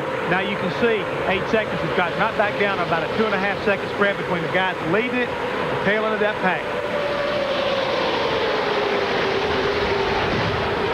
Jeff Gordon was leading a moment ago. Let's go to his pit. Dick? We've had a lot of conversation about the engine in your race car. Is it okay, Robbie? Yeah, the engine's great. I tell you, it's just right now you got to stay out of trouble trying to get to that last lap and figure out what we can do there to later. Who are you working with today? Jeff Gordon. I tell you what, it's hard out there. You get with somebody and you get messed up, you get shuffled to the back. You just got to do all you can right now. All right, good luck, bud. Sterling Marlin just shot back around Earnhardt going down the back. And he's going to be our leader when they get back here, I think. 26 lead changes so far among 11 drivers. 15 different leaders is the race record. 2 cars that consistently have been up there and been able to get in the lead has been Sterling's car and Ward Burton's car. They seem to be able to get in the lead if they can get the right line working with it. There goes Gordon getting that run over turn 1 and 2, getting the help from the 7 car Mike Wallace, but I don't know. He drifted up awfully high up there coming off turn 2. I think Gordo's car's pushing up on him a little bit, probably more than he'd like for it to, and it's opening up a lane underneath of him that he would like to not have happen. 3 wide once again, heading for turn 3. Jerry Nadeau, 25, caught in the middle with Ricky Rudd, Jeremy Mayfield, and Bobby Hamilton, and there's Steve Park, the yellow car in the middle, number 1. Jeannie? Well, Paul, I heard your driver came through here on the radio and said, sorry about that pit stop. I overran things a little bit, but I'll make it up to you. And he is making it up to you, isn't he? Yeah, first pit stop, we kind of slid through the pits, and, everybody kept a real calm head, and we got him pushed back and had a decent stop, but, obviously we had to start in the back, and then now we've had the green flag stop. We had a really good stop and got him up in front, so everything's real good right now. All right, we'll leave you to the business of wheeling and dealing up here. Thanks for the time. Paul Andrews, championship crew chief in 92 with Alan Kulwicki. 116 laps complete. Jeff Gordon out front. Mike Wallace, one of 3 brothers in this race, up to second. Mike Skinner and Ken Schrader fight for third. Sterling Marlin right up there. You're watching the Daytona 500 on the log jam he'll have to get through to get to victory lane. 80 laps to go. One more pit stop. Tick, tick, tick, tick, tick, tick, tick. Tony Stewart has come up toward that front pack for the first time today. Winner of the Budweiser Shootout last Sunday. Jeremy Mayfield in the 12th car, the blue and white car there. He has spent the entire 120 laps, I think, in the middle of this pack. Not on the outside, not on the inside, but in the middle. You know why? He hadn't been fast enough to go anywhere. He just kind of rides in the middle. He's struggled with that car, as bad as I hate to say it, all week long, because he's a buddy of mine, but he has struggled with that car all week long. 11 leaders today. 4 more will tie the record. Stewart's number 20 runs alongside the 99 of Burton. And here is Earnhardt filling up Tony Stewart's mirror.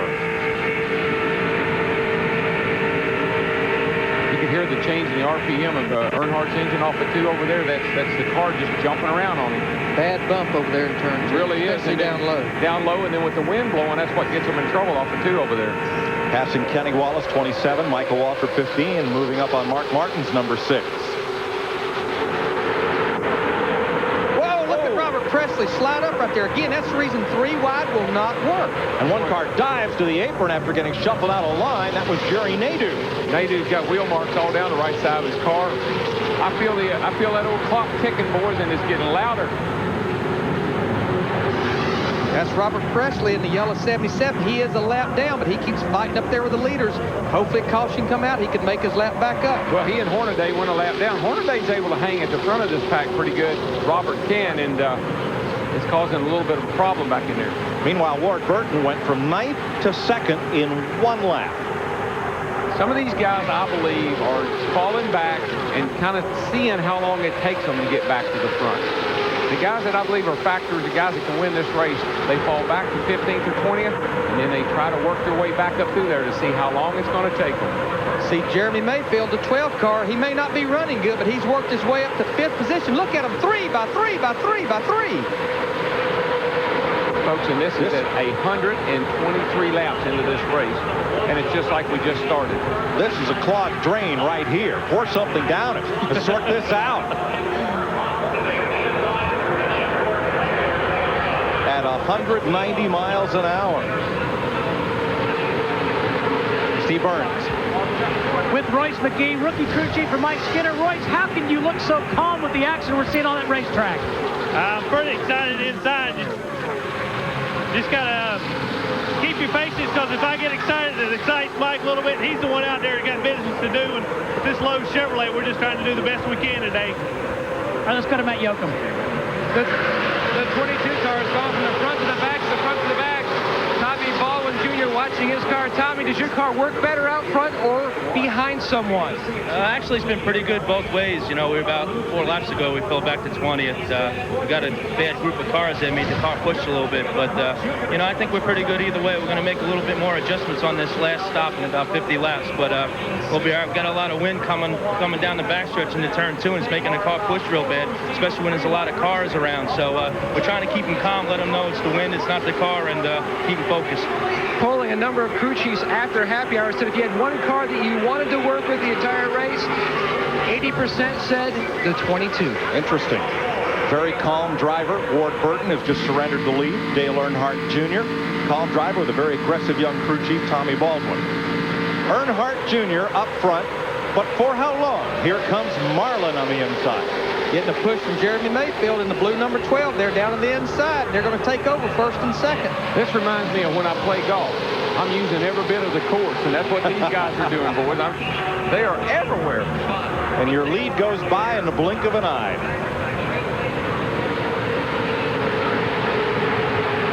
It wasn't very long ago until Jeremy Mayfield had they held him up for speeding on pit road. And here he is in 2nd place, and my apologies to him for saying he wasn't running very good. Because he hadn't shown any speed all week long. He struggled with the car, but it's coming on now.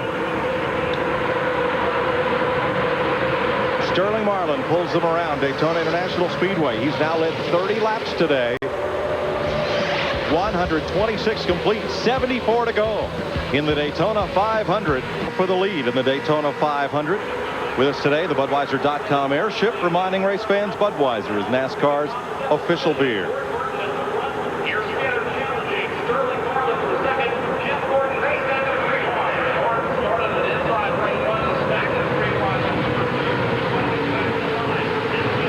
Ward Burton pulls them around. Mike Skinner, Sterling Marlin, Jeremy Mayfield, Jeff Gordon right there, and Earnhardt Jr.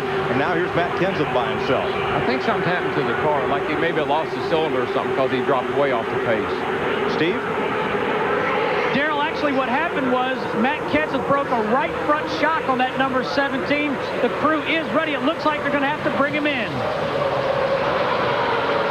It makes it kind of ill to drive, but believe it or not, that's the best one to break. See how it's bouncing up and down? You can see the front end there as it goes along. And what they would hope is a caution will come. They can get to pit road, and you can probably change a right front shock here under caution without losing a lap. Well, these shocks are so aggressive that more than likely he broke the mount. More than likely he pulled the mount right up out of the roll bar. And here goes Gordy down on the inside looking for the lead.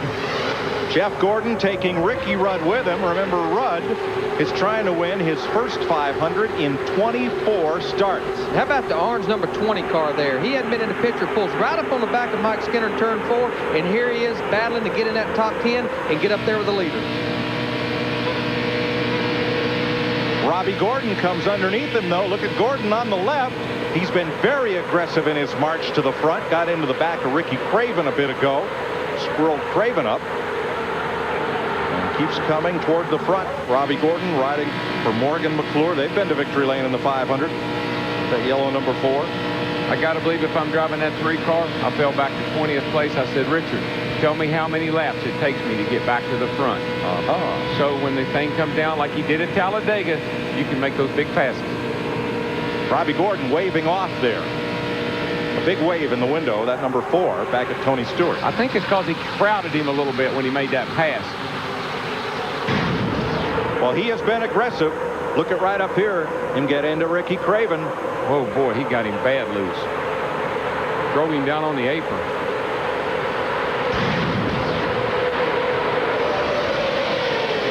Gordon spent a season in NASCAR with Felix Sabates, then started his own team. Now Larry McClure has put the IndyCar veteran behind the wheel of his number 4. He is a very talented young man. He can drive a race car if they can keep the bit in his mouth. Keep him under control. David F. should be pretty good at that. He's worked with some hotheads before. Tony Stewart moving to the inside, bringing Joe Nemechek with him in the 33 car, and they're going to make the pass going into turn 3. I was referring to myself. But you know, Darrell, it's a whole lot easier to pull that rope than push it. Oh, yeah. Mikey Waltrip getting squeezed in the middle. Man. And Skinner right down to the apron to try to work past Kurt Busch. 31 is Skinner. Busch got kicked way up high. And Skinner pulls right up on Earnhardt's bumper. There's such a difference in the way these cars are handling right now. Some can run wide open, some can't. And you're getting that big draft pulling up. The closing rate is really fast when you're in the back there. Somebody's going to run over somebody here before long. Darrell, turns 1 and 2 are in shade, 3 and 4 in heavy sun. Big difference? Well, a lot of difference. The thing about the 1 and 2 is we got the wind blowing about 20 miles an hour right down that toward that corner. We got a headwind up the back, so it bundles them up, boxes them up into 3. Then they all get strung out and they make a big run down toward turn 1. Chesapeake, Virginia's Ricky Rudd started 30th. Laid in the back of the pack for a while, and now he's up there in 3rd. Or is it 4th as they come across too wide? Now you can see looking out that windshield, I'd be telling my crew, on that stop, I need a tear-off pulled away. I need to take a layer of that tear-off so I can see the sun's starting to bother me. Also here in Daytona, at these high speeds, because we're near the beach, the windshield actually gets sandblasted. You can't clean it, but again, that's the reason we run the tear-offs, pull off, and it's like a new windshield. A tear-off, folks, is a piece of Lexan, a thin piece of Lexan that glues to the windshield, and you can pull it off like a tear-off on a helmet, like a dirt track driver would use. Matt Kenseth, they're going to go under the hood, Steve. Mike, and they're looking at that right front shock that we said was broken a while ago. Hood up. This is going to cost incredible time for Matt Kenseth in the bid for this 43rd annual Daytona 500. There's not a whole lot they can do can get at it, but again, he's dead in the water right now. As is Dave Blaney, coming down pit road very slowly. One of those Bill Davis Dodges, Ward Burton is the other. He's headed toward the pits, so he thinks maybe they can fix it. Burton, his teammate, leads. The South Boston, Virginia driver, one of 3 brothers, all did a little bit of racing, and now Ward and Jeff compete in Winston Cup. Sterling Marlin trying to get his little group together there on the high side in the 40 car. Matt, what's wrong with Dave Blaney? He just went down pit road, Mike. His car was silent. Dave came on the radio and said, I think it might have broken the crank. It might have broken a crank. I'm not sure. It sounds like something deep in the motor. Well, that would be the first failure among the 10 Dodges in this race. Yeah, but they've had the least amount of problems of anybody down here the whole 10 days we've been here. So that's unfortunate for them, and I don't think it's a sign of things to come. That's probably one of those one-off deals. His teammate, Ward Burton, leads. The soft-spoken outdoorsman, South Boston, Virginia, now loses the lead to Sterling Marlin on the high side, second-generation driver whose dad won a 125-mile qualifier here nearly 3 decades ago. Well, and Burton comes back. We've seen everybody being relatively patient and willing to work together, but we're running out of time. One more pit stop to go. 137 laps in, 63 to go. Ward Burton leads Jeff Gordon, Sterling Marlin, and Ricky Rudd in the Daytona 500. And Mike Wallace was in 2 laps ago. Ward Burton, Sterling Marlin, 2 Dodges and a Ford. Kurt Busch, the rookie from out of the NASCAR Truck Series, likes to go to Major League ballparks on his off weekends. He's not going to have any of those this summer. He's racing Winston Cup. Boy, look at Ward Burton get to run up the middle right there, right beside Sterling Marlin coming off turn 4 right there. Mike Wallace calls that. He's going a lap down right there, and it gave him a little suck on the inside there. One thing I think everybody needs to pay attention to, a lot of guys that run in the back earlier are flexing their muscle and trying to get to the front. Reason being, this may be their last pit stop coming up, so they need to know what they need to do to their cars and get them just right for the run to the finish. Mike? Thanks, Jeff. They're going to lap past Terry Labonte, who also just made a green flag pit stop as things cycle through. Sterling Marlin has gone back up front. He's led 31 laps today. Ward Burton has led the most, 44. Mike, question. Years I've watched this race, here we are, 140 laps, 350 miles into this event, and they're running record speeds out here, but I have never seen them run this fast and double wide this long. It's a remarkable race and so beautifully driven. It's all due, Ken, to the new aerodynamics package that NASCAR instituted last fall at Talladega. The cars push a bigger hole in the wind, so following cars find it easier to draft up and have a chance to pass. But I don't think anyone expected a race like this. And I know that it's easy to say it's the aero package, but it takes all your focus, all your concentration, and all that hard working out you did all winter long to sit in there, to sit on that hot stove and sweat ice water. Speaking of sweat, rookie Kurt Busch getting a little lesson from Dale Earnhardt Jr. right up his tailpipe. Well, there's been a lot of that. Now, these bumpers on these cars will all have to be replaced before they run them again. That's for sure, front and rear. You know, guys, right now, the crew chief, down there, he's a busy man. We're about 5 to 7 laps before a pit stop. He's the football coach. He gets on the radio with his driver. He said, look, we got one more stop to make.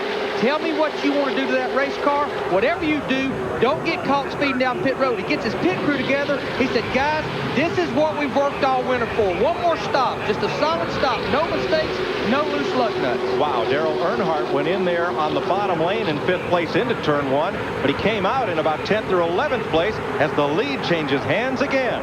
Leads back to Burton, and he's bringing Jeff Gordon right with him. And Kurt Busch, the rookie. Boy, that kid's driving a whale of a race. He's hanging right in there and doing a whale of a job. A lot of folks wondered why Jack Roush didn't promote Truck Series champ Greg Biffle to Winston Cup and instead vaulted Kurt Busch up to the senior circuit. And Roush said last winter, it's because Kurt Busch reads a racetrack better than any new driver that I've had, maybe ever. Man, Stewart just about spun Dale Earnhardt out. You heard Tony have to back completely out of the throttle. He jumped out of it. He had a run on Dale. Wasn't quite enough room. Pit stops coming up in 5 to 7 laps. And before they do, we'll take a pit stop for our Fox Racing coverage. Ward Burton leads Jeff Gordon in the Daytona 500. It's our life's work. Jeff Gordon and Dale Earnhardt may have just bumped coming through the tri-oval. They're now in the back straightaway without further incident. They may have. It wasn't a may have. They did. Earnhardt's car is going. It looks like it's been running Martinsville. He's got every corner on that thing beat up. How did anybody cut him a lot of slack today? Let's show you what happened 1 lap ago. He gets a rundown on the inside there. Gordo doesn't want to let him go, but I'm going. Look, did you see him work that wheel? He was a busy man in there. Man, oh man. Look through the windshield. Watch his hands right here. Running 190 mile an hour coming through here. Yeah, this isn't like bumping in the parking lot. Gordon just braced like he knew it was coming. Earnhardt had his hands working, I tell you that. He had a handful. Notice the guys behind him, they see it happening. They ain't even thinking about backing up. And look at them stack up as Gordon and Earnhardt each lost a little bit of momentum. Back live. And both of them aged a little bit, too. A lot of gray hair in that Cup garage. Races like this are one reason why. 2 Dodges lead 3 Chevrolets and a Pontiac. You want to know what it feels like in a Winston Cup race? Let's give you a chance to check it out. The pictures will tell the story while you feel the power. And if you got surround sound at home, just crank it up. Strap the TV down.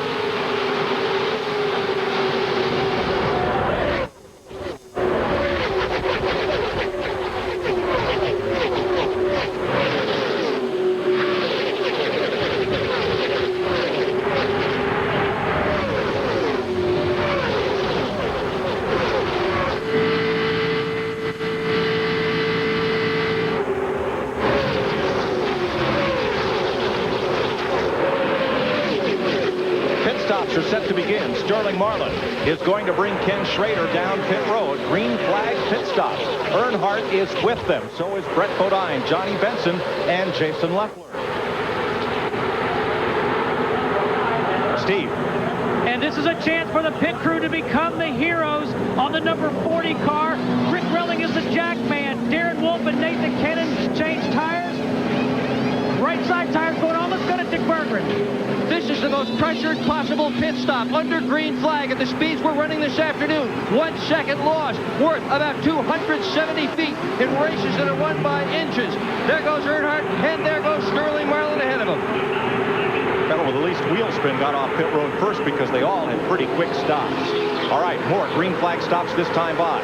Robbie Gordon peels off. Going to bring only one other car with him as the leaders whip past. Kenny Wallace also pits, and Ron Hornaday.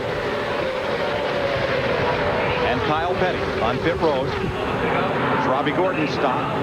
Saw the windshield. Oh, trouble with the right front. Bit of trouble with the right front there. Kyle was into his pit. Backing him. There's Kyle Petty's 45. Adam Petty's colors and sponsor. Now Robbie Gordon away after a long stop. Pulls out around Ron Hornaday. Nail-biting time. Green flag pit stops. 49 laps to go. Here come the leaders once again. And Jeff Gordon's going to lead a pack of them onto pit road this time. Locking up those right fronts, Larry. Steve Park is with him. So is Kurt Busch, Jeff Burton, Ricky Rudd, Mike Skinner, Tony Stewart, and a bunch of them. Dick Berggren. This has been a very, very busy pit as Gordon slid over the pit line. Had to back it up. That's going to cost him time. We've seen all sorts of crew members down here trying to make deals to come in with this car. Why? He has won this Daytona 500 every other year. To that. 99 just now pulling away a 4-tire stop. He was a little loosely adjusted with air pressure and with wedge. Steve Burns. Matt, left side tires going on the 31. They made a track bar adjustment. He stole the car out. Precious time lost. Mike Skinner cannot get it refired. Trouble winner of Thursday's 125-miler, has blown up. No, he broke a drive shaft or something. Broke a drive shaft axle or stripped the axle plate or something, and they're going to push him behind the wall. Warren Burton leads Michael Waltrip, Dale Earnhardt Jr. and Jerry Nadeau in, and Bill Elliott. Matt? The leader is in his pit. Tommy Baldwin on the right rear. Tommy Wallace on the right front. It is a 4-tire stop. They were complaining about the car being a little tight off turn 2. They made some slight adjustments with air pressure. His last stop was 16.7. He's down and away. Jerry Nadeau has a good stop going for himself. It's a 4-tire stop, as has been the case with everybody we've seen on this end of pit road. He's gone. Mike Skinner out of the race. New leader, Bobby Labonte, led this lap first time. The Winston Cup champion has led today. 39 lead changes. That's the most of the Daytona 500 in the last 18 years. Green flag pit stops continue. 153 laps down. We'll be back to Daytona right after this. Bobby Labonte has just given up the lead by making his green flag pit stop, and so has Dale Jarrett. That'll put Sterling Marlin back in front of the Daytona 500. There's Jarrett still trying to get up to speed after his pit stop. Now, before the pit stop, here's a look at Jarrett. You can tell what he can see. He doesn't see so hot. A lot of glare in that windshield. He's going to have to get one of those tear-offs. And that was cars trying to get on the pit road, and he ran up on them and couldn't see him. Trouble, front straightaway. Spinning across the racetrack is rookie Kurt Busch. Can he keep it down in the grass? Bill Elliott dives to pit road to avoid him. And Kurt Busch will slide to a stop. Caution is out. A lot of smoke also down in turn 1 from one car that may have gotten rear-ended back there. Well, that smoke abates. Look at Busch after that wild slide. Second caution of the day. Sterling Marlin is the leader. It's only been about 6 or 7 laps since they pitted, so I don't think they'll be at a pit road. There's Busch on the bottom of the racetrack. On the bottom, he comes up off the corner there. He wanted to get back in line, but guess what? Joe Nemechek was there. Ward Burton just barely getting by there in the black and yellow car. He just thought he had a spot in line, and it was closed up on him.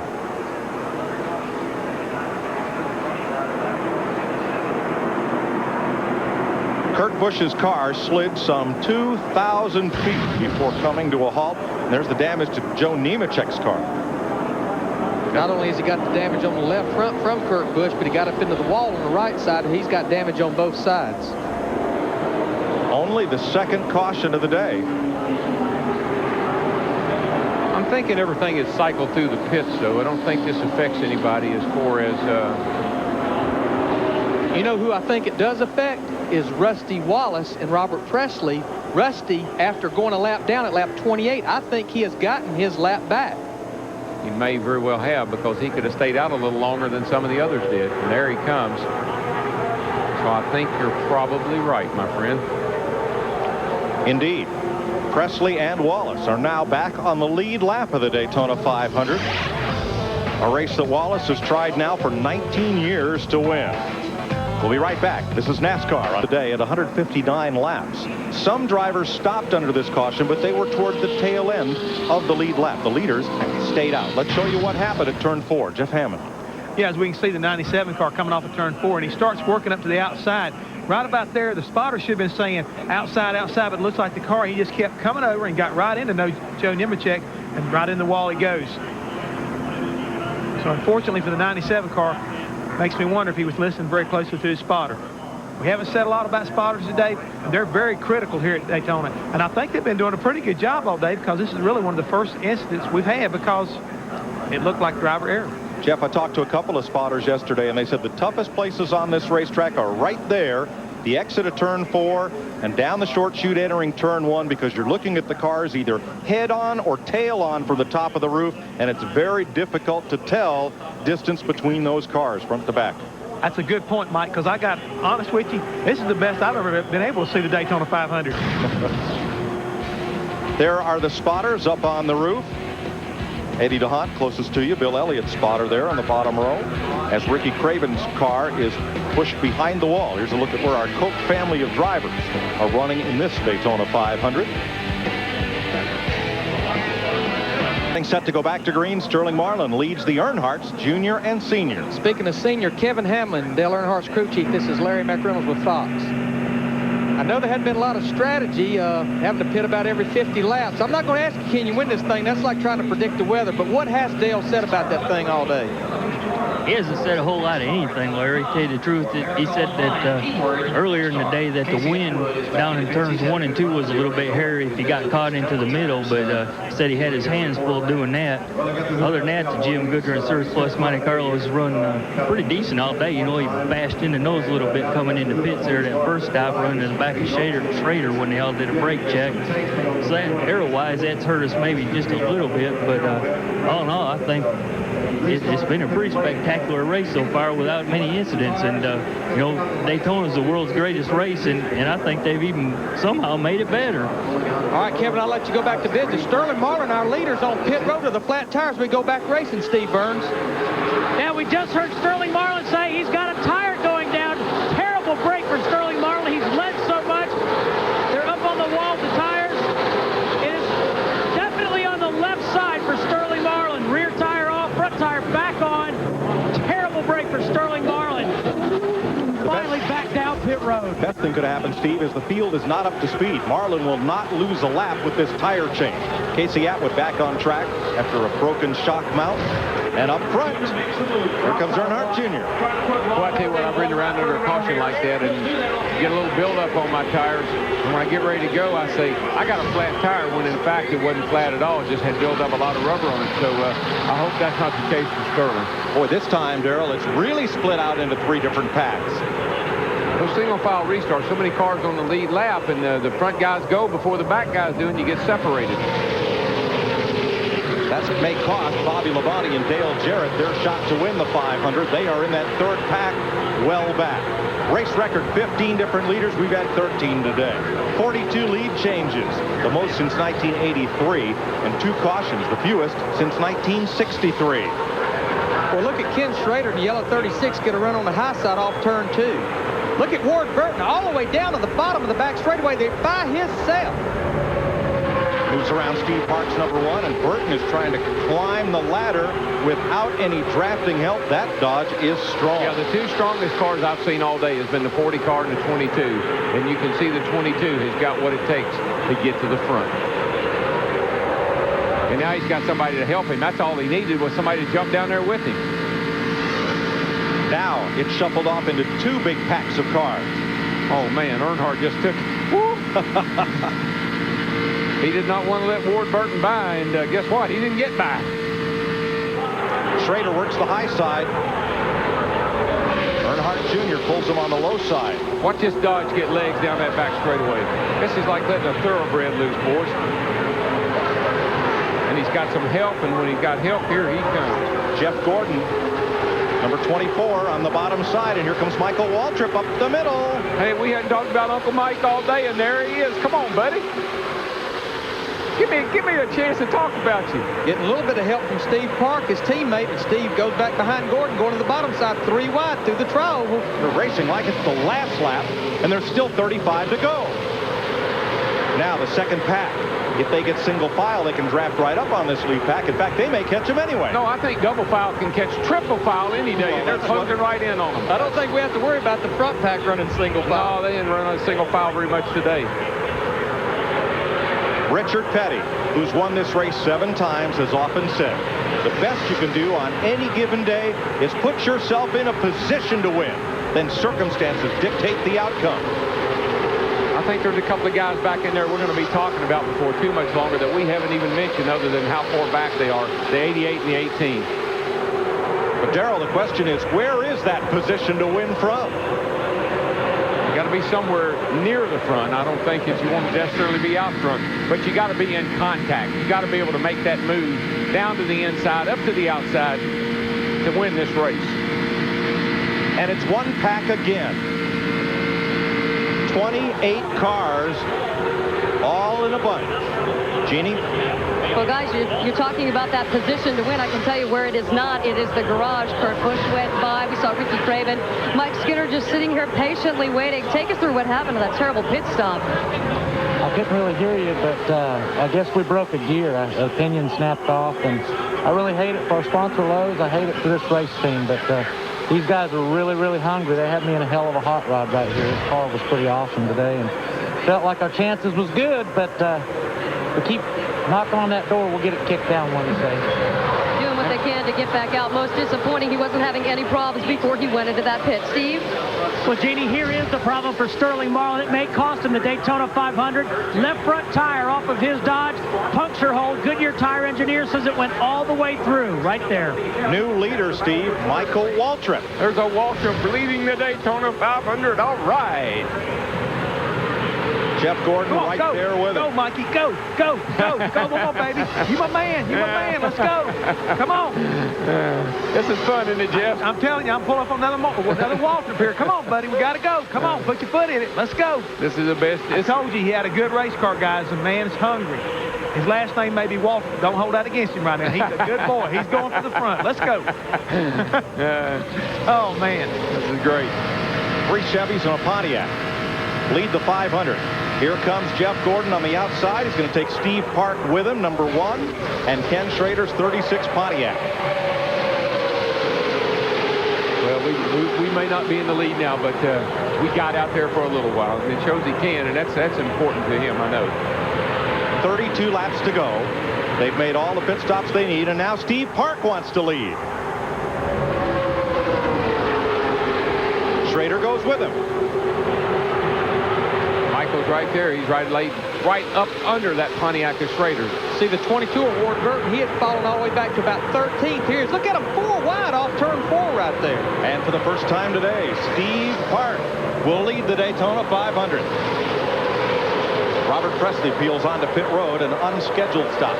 I don't know about y'all's clock, but mine's about to knock my helmet off. It's ticking so loud now. I'm glad we had that caution there, that little caution to tighten them belts up, because I think we're going to need it.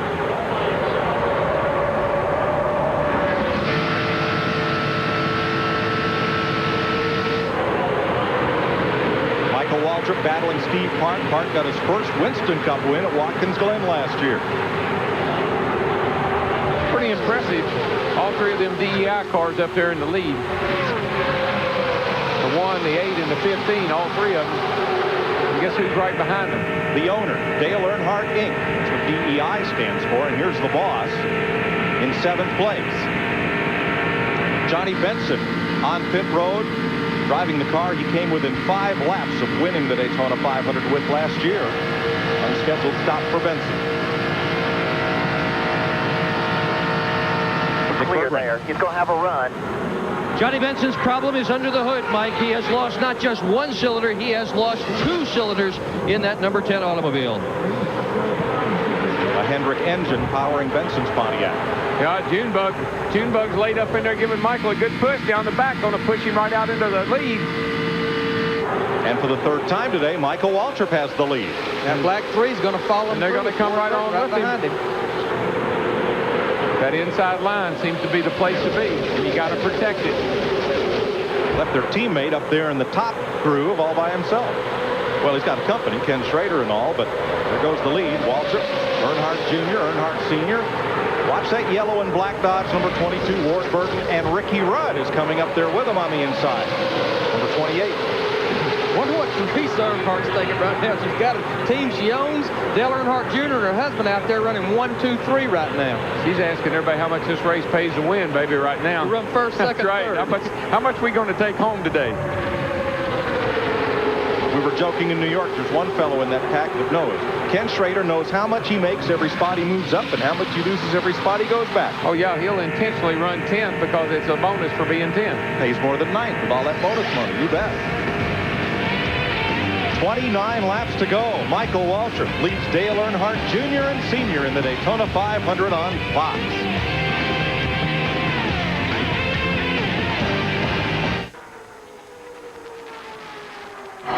Welcome Welcome back to Daytona. It's the big one, gang. It's the big one. It's what we've all been fearing. This kind of racing is going to happen. A horrible crash on the back straightaway that began when Tony Stewart got turned sideways against the backstretch wall, number 20. Jason Leffler, all torn up. The defending Cup champion, Labonte. Stewart, there's fire underneath the hood of Bobby Labonte's car. He's out. He's okay. This is the view. You see Tony Stewart moving inside his car. Steve Park's car demolished. And Stewart's car flew and then had a car land on it. The front of his car, the roll cage is down on him. I tell you, and that doesn't look good. They're running in with the safety crew. There's Robbie Gordon, and I'm not so sure that car there didn't have something to do with the start of it. It looked like a yellow car got against the outside wall to me. Ward Burton, perhaps the fastest car here, torn up. Robbie Gordon, damage to Jeff Burton, Kenny Wallace as well. They have made it back to pit road. Dale Jarrett, here he comes down pit road, tore all the pieces. I think we could tell it, say it easier. I only see about 7 or 8 cars out there that does not have damage. Steve Park pounding the roof of his car in frustration. And Jarrett, for the second time in 3 years, is caught up in a melee. Here's Mark Martin, all torn up. Let's see what happened coming off turn 2.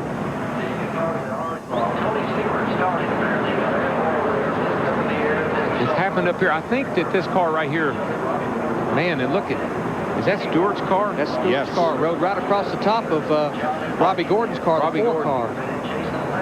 And everybody back up and look at it again. I think that the 4 and the 20 may have been that started that. Stewart was the first car sideways. Here's see why. Here's the 4 got into the back of Ward Burton, I believe. And then Burton's 22 got into Stewart. And everybody scrambles. That car is taking a whale of a ride, that 20 car is. It's getting hit. It's upside down. It's hit on its roof. It's on fire. And here's another angle. Coming off of turn 2 where we've said that it's the wind. Somebody got into the back of that car right there. That's Ward Burton right there. You saw a puff of tire smoke, and then everything let loose. I think that's what started. Somebody got it back of Ward Burton off turn 2. I'm pretty sure the 4 car got into the back of Ward Burton, turned him into the 20 car, and God help all of them because there's no place to go. And you can't see. Now here we come off of turn 2 again. Right there. See, Ward Burton got pushed around by that car, and that's the 4 car. And he got in the back of Tony Stewart. Of course, Tony Stewart going airborne here. And it was Ward Burton's car being sideways that blocked up the track for everybody behind him. Boy, and it gets hit by every car in the field, seems like, and Tony Stewart's car just took a whale of a ride. That must be at least 30 cars in that wreck. From Tony Stewart's onboard camera.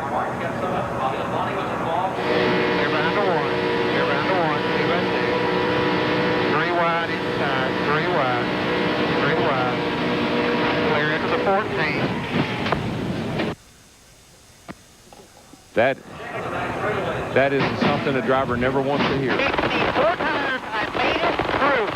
I flapped out the tire. I made it through. And 4, bud. We'll put 4 on it. Here's one more angle from Mark Martin, whose car is now all torn up. It's the outside wall real hard.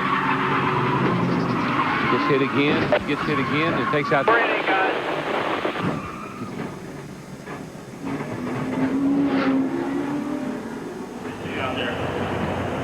And Tony Stewart goes for one of the wildest rides in recent memory of Daytona. Kind of looks like the Richard Petty crash here, back when Richard crashed off turn 4 down here, standing on the snow. Look, he's got Bobby Labonte's hood. It was hooked to the back of his car as he was in midair. Both Gibbs's cars rolling to a halt there. Let's give you the cars involved in numerical order. Number 2, Rusty Wallace. Number 4, Robbie Gordon. Excuse me, number 1, Steve Park. Number 5, Bobby Labonte. There is Jerry Nadeau walking back. Number 6, Mark Martin was involved. Number 01 was Jason Leffler. 18, Bobby Labonte. Number 6, Mark Martin. 20, Tony Stewart. 21, Elliott Sadler. 22, Ward Burton. 25, Jerry Nadeau. 43, John Andretti. 44, Buckshot Jones. And 88, Dale Jarrett. Tony Stewart is out of his car, and all the drivers involved have to take a trip to the infield care center. That is mandatory. There's Tony, helmets off, talking to the folks there. He's talking to Bobby Labonte, his teammate,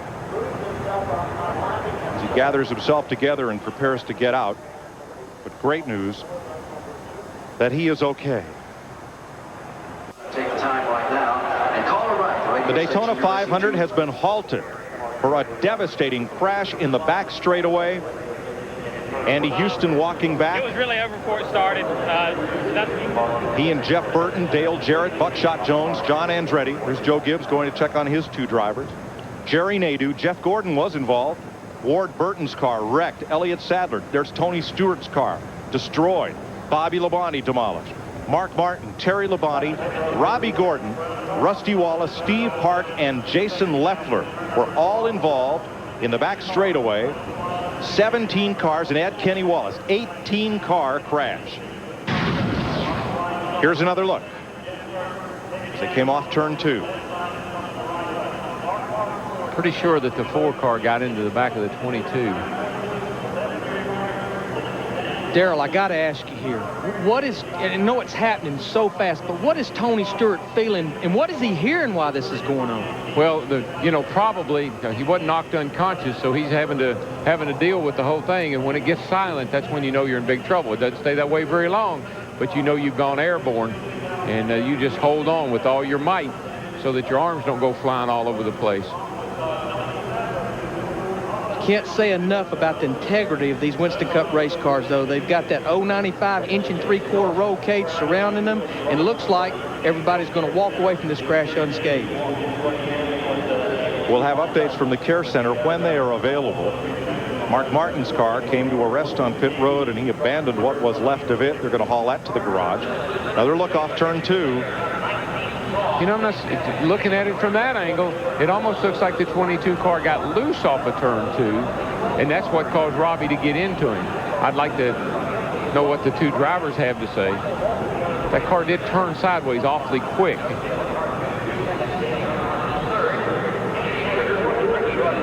Our tape producer looking for a view that will perhaps show us definitively. Now here from the blimp.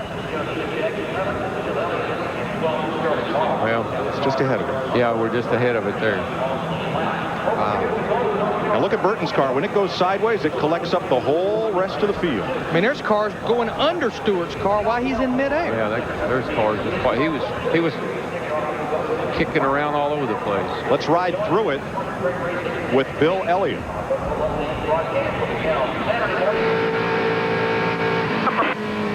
Right in front of you. Stay low. Stay low. He has no idea. He has no idea. And no vision. He has no idea if there's anything in his way or not. Go left. There you are on the pavement. Dale Jarrett. This tires is really tight. Really tight.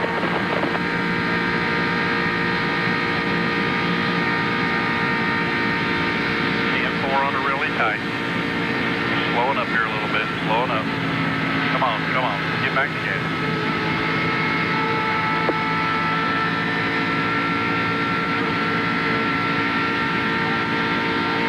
You're the spotter talking to him, just telling him everything that's going on around him. Back down to turn 1.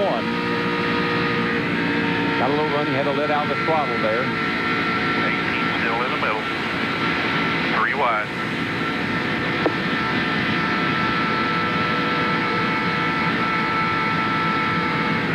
I got a spin here. Got a spin here. Slow down. Come all the way down. Come all the way down. Oof. All right, DJ. Go down, but there was no down. The whole racetrack was blocked. Talk to me.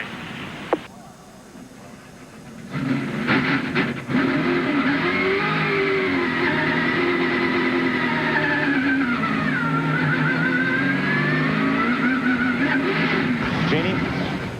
Well, Robbie, 18-car crash. This is not where you wanted to end up, but I'm happy to see that you are in one piece. Can you take us through it? Well, I just hope everybody else is okay. I was on the bottom, started to get a little tight. Tony got up underneath the Ward. they seemed to slow down. I don't know if they touched or not. I got in the back of Ward. Then they started side by side.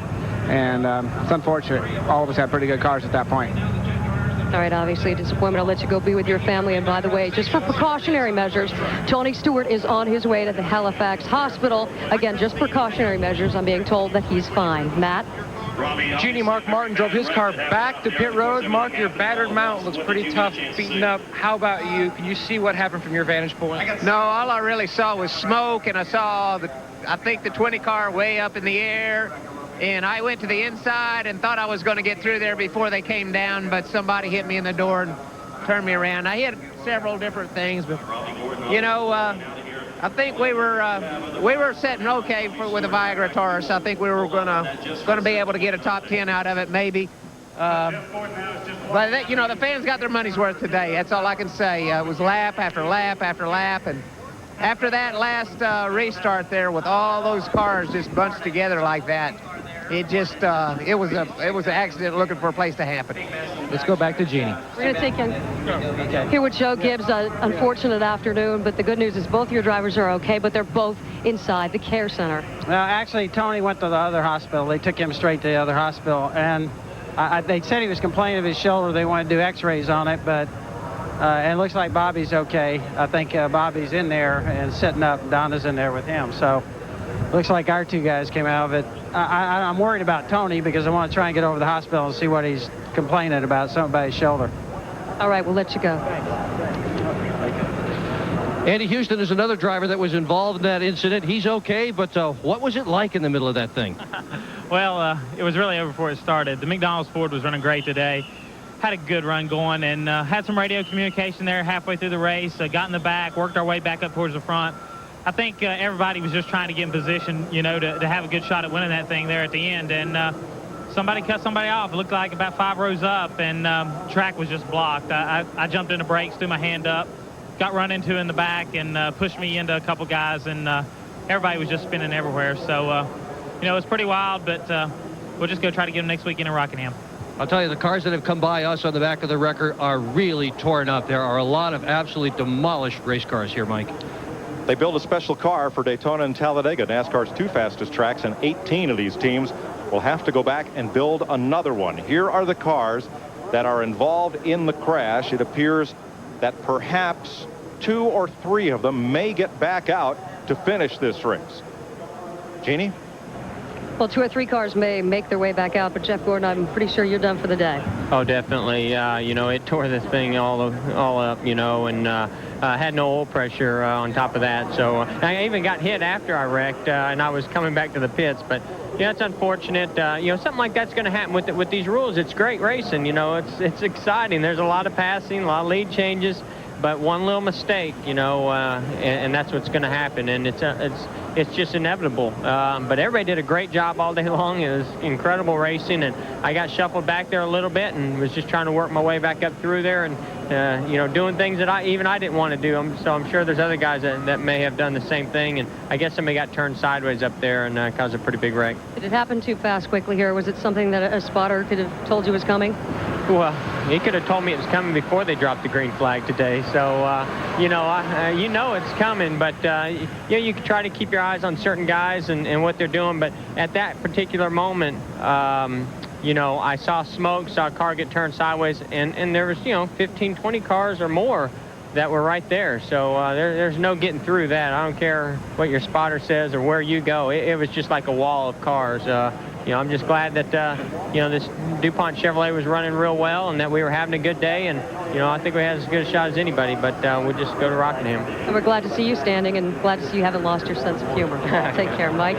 A wry bit of humor from a driver who had a great chance to win his 3rd Daytona 500 today. We're under the red flag. These are the cars that's on the racetrack. Most of them was not involved in the crash, but I've counted it up to about 9 cars that's on pit road. Now, when you're under red flag condition, even though you're trying to repair your car, you cannot work on the car. You can make a plan, you can lay your tools out, but you can't work on it. Jeff Hammond, you ever been in that position? Oh, a time or two, Larry, and unfortunately, it happens too often in places like Daytona and Talladega because when you have a wreck, as we saw before, sometimes you can't get out of your own way. And one of the biggest reasons right now that we at least feel good about what has happened on the back straightaway is because of the safety of these cars. As you look at this car right here, you see this 1 3/4 roll bar tubing that's above the driver's head. Our head restraint as far as the window net's concerned to keep the arms inside the car. You can't say enough about the integrity and the safety that NASCAR builds into what they feel like is the most safe race car right now in the world, I'd have to say. And after what you just witnessed on the back straightaway, I think a lot of you folks will have to agree with us that they do an exceptional job of learning what it takes to keep a driver safe so they can walk away from such a horrendous accident. Larry? Thanks, Jeff. Well, they're looking at these cars, but they can't work on them until the yellow flag comes back out. We're under the red flag. Michael Waltrip leading the Earnhardts, Kenny Schrader and Ricky Rudd in the Daytona 500. This is NASCAR on Fox. What might have been the fastest Daytona 500 in history has been red flagged. They've just refired engines after an 18-car pileup on the back straightaway. Jeannie? Well, the good news from the pileup is that Ward Burton, you're standing here with me and you're feeling okay. Would that be a true assessment? Physically, obviously not mentally. Yeah, I'm fine. Just disappointed. Can you take us through what happened out there? I walked over here and you kept saying, did the Ford car hit me? I know you haven't seen the replay, but from what you can remember. You know, we all get runs on each other with the aero package out there. You know, we bunch, hit big holes, and I had a big run on the guys in front of me, but I was going to stay in line. And I guess from what I'm being told, the Ford car hit me. Somebody just hit me and didn't use the head enough. You know, the problem is with this racing, the closer we get to the start-finish line, the end of the race, the wilder it gets. And I just feel bad for my team. It gave me a hell of a race car, and we were going to have a shot at it. But now we're sitting in the garage and not out there running. But for the guys that got hurt, especially Tony, I hope Tony's okay.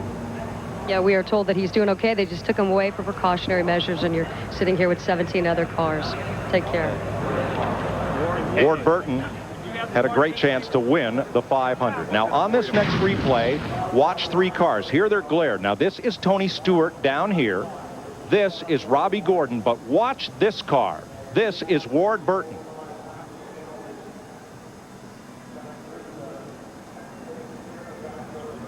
And what happened was Tony Stewart got into Ward Burton, and he got Ward loose, and you can't correct it right there without losing the back end. It comes around, and he just... Here's another look at it. Here Robbie Gordon gets into the back of Ward right there, gets him wobbling, and then around he goes, and he turns into Tony Stewart, who was right on the inside of him, and that's what started the whole thing. 3-car incident turned into a 17-car pileup. Coming off of turn 2 over there, the wind blowing the way it is, you have to get up out of the throttle. You get a run on a guy underneath of your car pushes up. A lot of things can happen to you right there. Matt? Well, the one guys were trying to get the Chevrolet put back together, trying to get out to gain some more points, Steve. But first off, what happened in front? I just like to tell my mom I'm okay because she's home worrying about me right now. But it's the same old thing, everything we hope we can avoid in a super speedway race. And I'm really not going to blame it on the racetrack or the new rules. We had some great race cars out there that were driving good. The show was awesome. It's just always the same people causing the same problems all the time. And it's just unfortunate for the Pennzoil team because we had a great race car this weekend, and we worked real hard over the wintertime to give us a car that was capable of running up front and to go up front and lead laps and run with my teammates and run with Dale and give us all an opportunity to win. To have it all go up in smoke like that is just is ridiculous, and it's just a shame there's a lot of laps left in the race still. Well, his team is working on his car. Pit stops are underway, Steve. And his teammate Dale Earnhardt Jr. just took 4 tires of gas, no chassis adjustments to Dale Earnhardt Jr.'s car. He has a shot to win this race.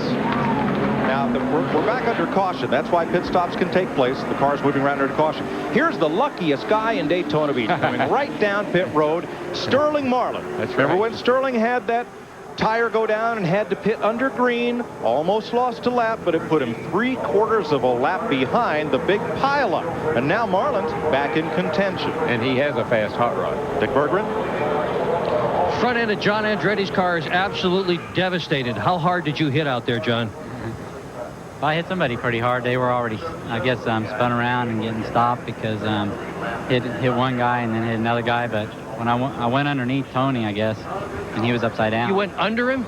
Yeah, he was upside down, and I could see him. And as he passed over, I think he was on top of another car. So, you know, it's fortunate that we have a lot of safety in these cars. But all I could see then was Cheerios. And after the fact, I'm trying to drive back, and I drove right inside of Jeff Gordon. So here's a poor guy just sitting there and drove right into him. So. You know, it's unfortunate, but when one guy or a couple of guys get together, it ends up that it's more than just a couple of guys. We're glad you're okay. Thanks. All drivers who were taken to the infield care center have been released. The one exception, Tony Stewart, who, as Joe Gibbs pointed out, was transported to Halifax Medical Center, just about 2 miles from Daytona International Speedway, for observation. Some great aerial views today from the Budweiser.com airship, watching the field behind the Pontiac Aztec. Safety vehicle gets set to go back under green. 178 laps complete, 14 leaders, one shy of the record, 46 lead changes, 18 cars wrecked. Nowhere near a record. There was once a 37-car pileup here. It happened in 1960, and the cause of it went on to finish 10th. Green flag. Dale Earnhardt Jr. leads Ricky Rudd, Earnhardt, Michael Waltrip, Mike Wallace, and pole sitter Bill Elliott.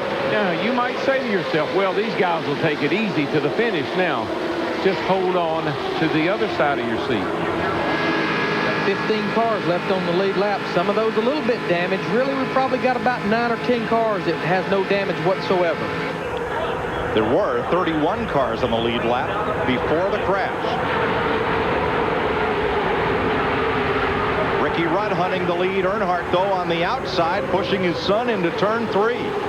The last father-son 1-2 finish in this race, Bobby and Davey Allison, 1988. Look at the 2 Dodges on the high side. Bill Elliott in the red 9. Sterling Marlin was a lap down, or almost a lap down. He's working his way into 5th position, going for 4th. I hate to tell Mikey, but Mikey, that's 2 Earnhardts up there. I think you're odd man out, buddy. 3 Chevys fighting 2 Dodges.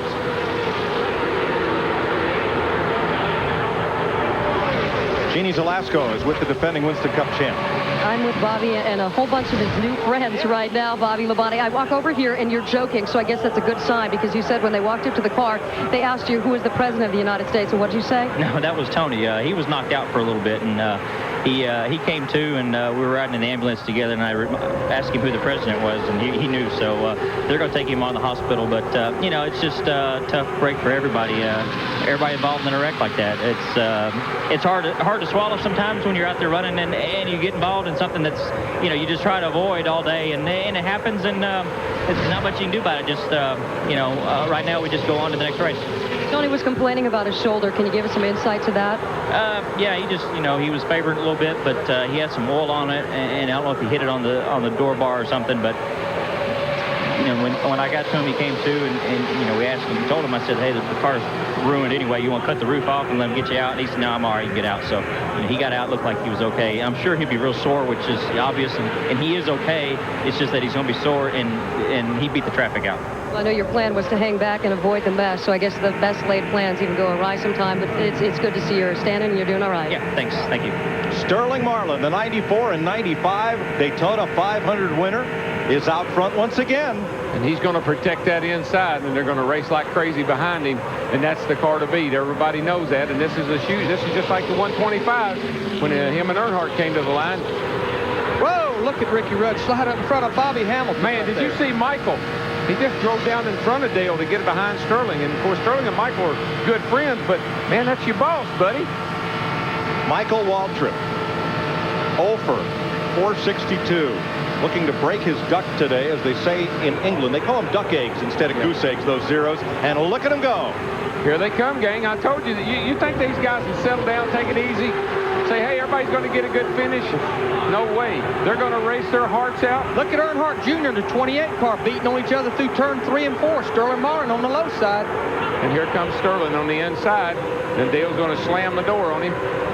And Michael Waltrip is back to the lead, but here comes Earnhardt on the bottom. I don't think Mikey made it to the line in time. He's got a fast race car pushing Sterling Marlin in that silver number 40. 3 wide into turn 1 again. You got to have nerves of steel, folks, to see what these guys saw just now. These cars all flipping and flying through the air and hop right back out there just like it never happened. Marlin squeezes to the middle. Michael went from the 3rd lane all the way to the bottom, now back to the 2nd lane. Back to the 3rd lane. Do that on the highway, you get arrested. Well, that's defensive driving there. He's driving with the mirror. He ain't even looking in front of him. He's got the 2 Dodges lined up behind him now. Sterling Marlin and Bill Elliott, our pole sitter. And where did Bill come from? That's not Bill Elliott. That's Dale Earnhardt Jr. Oh, I started saying. Smoker coming off pit road. One car trailing Smoke, trying to get back in it, but it's way down on the apron. Won't be a factor. 16 laps to go. And you'd think those 3 cars out front there breaking away from that crowd behind them, that would be a good thing.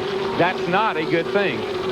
They will chase them back down as soon as everybody gets lined up a little bit.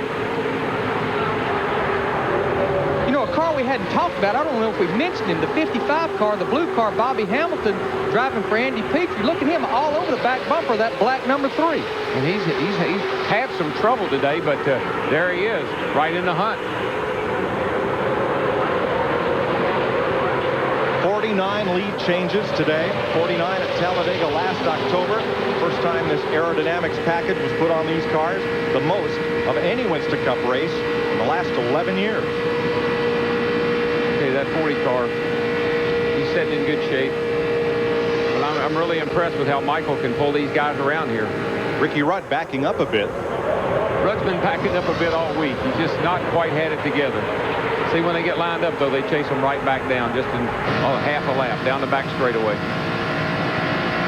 That's Sterling Marlin from Michael Waltrip's race-leading car.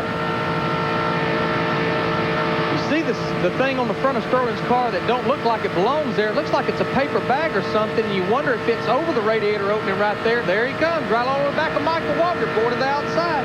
He's down low. I tell you, he better make that pass, or he's going to fall back several spots. He needs some help to make that happen. And none of those 4 Chevys on the bottom lane want to help it. Michael wants to win a race as bad as anybody out there, worse than anybody out there, and he's not going to give up that lead without a fight. I don't care if it is Dale Earnhardt as boss. Right now, the car behind him is his teammate, Dale Earnhardt Jr. Michael's in a bind. If he lets Earnhardt by, I'm going to kick his butt. And if he don't let Earnhardt by, Earnhardt's going to kick his butt. So he's in trouble. Terry Labonte and Johnny Benson have just driven their cars to the garage and out of the Daytona 500. 3 wide off turn 4, right behind this group. It's still very dicey. Darrell, I'll just take the butt kicking from Dale Sr. I'm going to get my $1.2 million. Well, you know, Park cost Dale a shot at $1 million over at Richmond, and I thought Dale would be upset about it, and he said the boy did what I paid him to do. Exactly right. Sterling Marlin getting a little group there on the high side. Got Kenny Schrader, Ricky Rudd lined up, trying to make a run back on these boys, going for 4th place. All right, Darrell, if you're on the horn to younger brother Michael leading this race, what do you tell him? I tell him don't give up the lead. Don't let them get under you off of 2, and keep the door closed going into 1. Start the inside, make them go around you on the outside. And he's fixing to get some people up there on the high side because them boys is ganging up Sterling Marlin in the silver car. For more on Sterling's car, here's Steve. Well, guys, you can see on the nose of that car, it looks like paper or some kind of a wrapper. Remember, he knocked a hole in the grill early in the race, and they fabricated a patch to put in that hose to help the aerodynamics. They put that on there early in the race. Thanks, Steve. Jeff Gordon is back in the race. Ugly car. Oh, man. Not much left of it, but he's out there to pile up some points. There it is. Folks, you don't have one in 1/24th scale like this, and you don't want one. The biggest problem he's going to have is going out there and trying to maintain a minimum speed that NASCAR requires with all that sheet metal going. Well, I don't know. There's several cars riding around like that. As long as they don't get in the way, they might be all right with just as few laps to go. But here comes Sterling on the outside. Marlin's got the lead coming out of turn 4, and the Pontiac of Ken Schrader is lined up with him. And the Ford Thunderbird of Ricky Rudd, the black car right behind him. There's Bill Elliott, Darrell, right there behind Ricky Rudd in that Dodge. Red number 9, Elliott, the pole sitter. You're with him. That's the closest he's been to the front since the race started. Matter of fact, he's close to the front all week long. Didn't run well in his 125-mile qualifying race. Had the lead for a little while, then fell back to the tail end of the line. Those old veterans to get up on the wheel when it counts. Michael Waltrip has won NASCAR's All-Star race, the Winston, but he's never won a Sunday Winston Cup race. And you know what? I believe Dale Jr. and Dale Sr. both are doing all they can to help Michael make that happen. That would be a good call. Everybody said, why did Dale put Michael in this car? Folks, here's why he put him in there. Great driver. Michael Waltrip leads the Daytona 500. Sterling Marlin in the fastest Dodge. And those two Earnhardts are right behind him. And outside pole sitter Stacy Compton, 92, is in that pack as well. And the laps wind down. 10 to go. Michael Jr.'s car is actually a little bit better through the corner. Dale seems to be able to pull back up on the straightaway, but those two cars in front seem to be a little freer through the turn right now. And I think that's the problem Sterling Marlin's got. Ken Schrader can pull up on him in the straightaway. Sterling's so strong through the corner, he actually yards Schrader in the corner, and Schrader can't push him on by him. In 24 of the 42 previous 500s, the driver leading with 10 laps to go has gone on to win. A lot of lap traffic up in front of these guys. Cars that's running about twice as slow as they're running. Michael sniffed a draft off of Buckshot Jones, but boy, he's got company. There's Michael's wife, Buffy. Will that 0-for streak end today? I don't know, but I feel like she does. I can't watch. This is what we prayed for. It's what we've all talked about. In 63, Tiny Lund got his first Winston Cup win, the Daytona 500. Mario Andretti, 67. Pete Hamilton, 1970. Derek Koch, 1990. Sterling Marlin in 1994. They each won the big one for their first ever win. And how many laps you got to go? Man, we're down to 9 to go. 8 when they come back. 8 to come. I'm telling you, boys. Michael, you're in the best place you ever been in, bud. Hold her there. That's a good place when you got two teammates right behind you. I can tell you that. And they want one of those cars to win, and he's in the front. Darrell, with a lap to go, does anybody have a teammate when it comes down to it? You know, it's hard to say with the aero package what's going to happen. I was concerned that Sterling was going to be the guy that would mess everything up. But right now, I'm telling you, this is the best setup he could have. See, the slow car there, he's getting a draft off anything that's out there moving. Guys, one thing we need to make sure we understand here, that spotter on top of that building could be Michael's best friend right now, helping him get through this last few laps. In the 125, they had a big part in how that finish came out. Just don't get overconfident, Mike. Protect that inside, buddy. Just don't let them lull you to sleep. Keep looking in the mirror. Come on, let's go. Let's go. Come on. It's getting close. I mean, we're down to 7 laps to go, man. 7 laps to go in the biggest race in the world, the greatest race in the world, the Daytona 500. 4 Chevrolets. My baby brother's leading it. 4 Chevrolets lead 3 Fords, a Dodge, and a Pontiac. Darrell, your first ever race on Fox. You think it'd be like this? I have experienced everything unimaginable. I mean, we've had rain delays, we've had big wrecks, and now we got my brother leading the race with 6 laps to go. Look at the 2 Wallace brothers. Rusty Wallace in the blue 2 car. His brother, Mike Wallace, right behind him, moves down on Bobby Hamilton right there. They moved into fighting for 4th position. Well, Rusty's car's got a great big old gash in the side of it. I don't know how he's hanging in there the way he is. Look at that right front corner there. He doesn't even have a fender there. Darrell, we got 6 laps to go. Take a deep breath and wiggle them toes, man. Oh, man. Take a deep breath and wiggle them toes now. My poor mama, she's going to be having a fit. You can help Mikey out here. Come on, buddy. Come on, Mikey. Let's go. You're my man. You're my man. Just keep looking in that mirror. Here comes somebody. Who's that up on the outside there? Well, Marlin's lost his partners. Here comes Hamilton, 55, towing Rusty Wallace, number 2, toward the front. Oh, man. I didn't have any idea TV was going to be like this. I thought it was going to be a lot of easy work, fun. This is hard work. Well, it was until about 30 laps ago. 5 laps to go. Leading the Daytona 500 with 5 laps to go. Look at Sterling below the apron going into turn 1. Ducks back in the line just in time to get there. He went with him. Schrader got kicked back to 6th place. Let me tell you, that's the best thing that Mikey's got going for him is those 2 cars behind him. You got to pass 2 cars to get to him. And those guys are smart enough to know Dale Jr. and Dale Sr., they cannot pull out. Darrell Waltrip won this race in '89 after 17 years of trying. He and Earnhardt perhaps best know of everyone here the frustration that builds when you've tried so long and so hard to win one Winston Cup race, let alone the biggest of them all. Junebug's getting a little antsy there, but they're getting heat from the back. Sterling's all over Dale Sr. Dale Sr. is trying to keep him back so they can't get to the two team cars in the front. This is a chess match at high speed.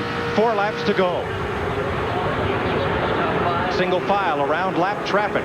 Man, those guys didn't need to be there. They should have got down out of the way.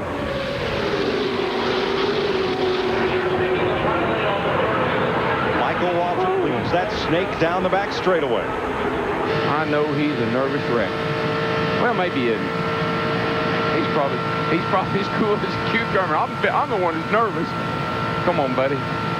He finished 5th in the 599. This is his 15th try. He thought he was going to win that one, and he just got shuffled out right at the end. Whoa! Look at Earnhardt. Sterling got into Earnhardt.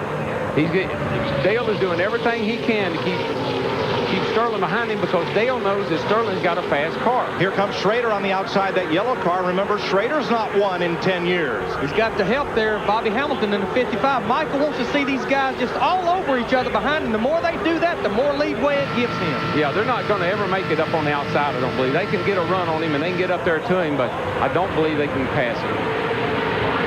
Every driver dreams of winning the Daytona 500. Michael Waltrip dreams just of winning this race, any race, to break that big 0 for streak, 0 for 462. I don't know if I can stand this or not. Come on, buddy. You got 2 to go. Come on, don't give up now. Outside of 3.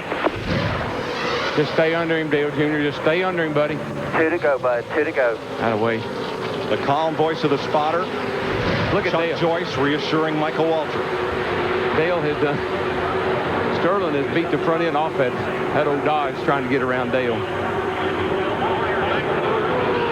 Sterling, is there room between Earnhardt and Schrader? Yes, he gets to the outside. Then drops back in line. All right, here we go now. This is when it's going to get tense, boys. This is when we're going to find out. We're coming around for the white flag.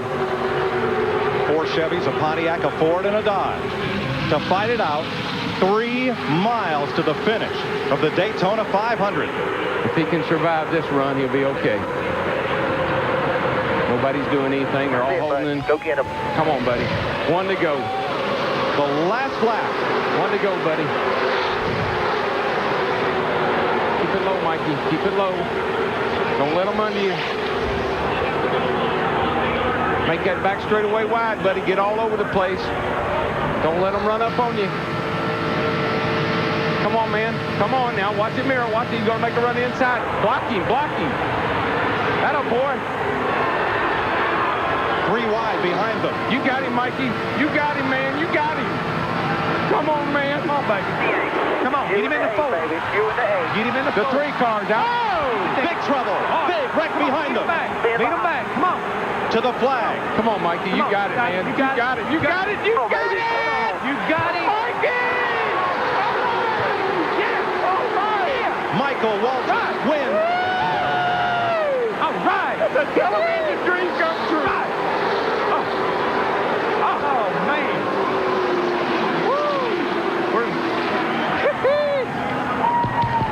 How about that? How about that? All right. How about Dale? Is he okay?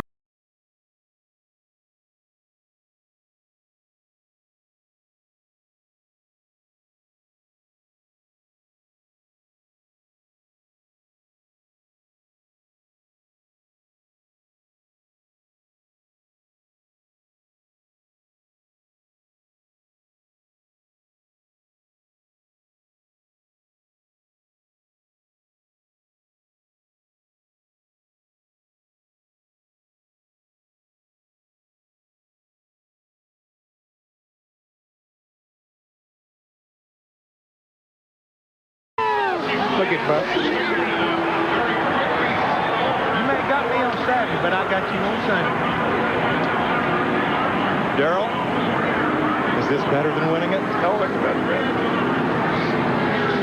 great. I just hope Dale's okay. I guess he's all right, isn't he? And he's about to get the best ride in racing. Man. The Daytona 500 victory lane. My daddy would be so happy. Man.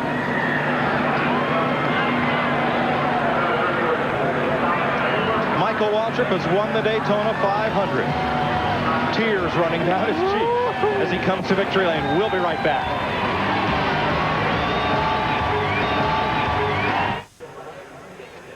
We're back at Daytona. You're looking inside turn 3 where Ken Schrader has climbed from his car and where rescue workers are helping Dale Earnhardt to get out of his car.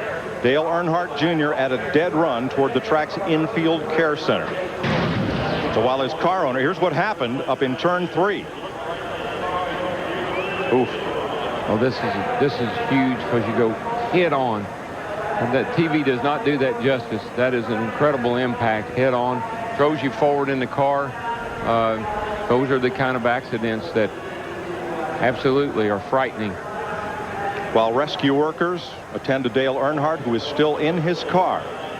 His driver is in our Coca-Cola victory lane. Here's Dick Berggren.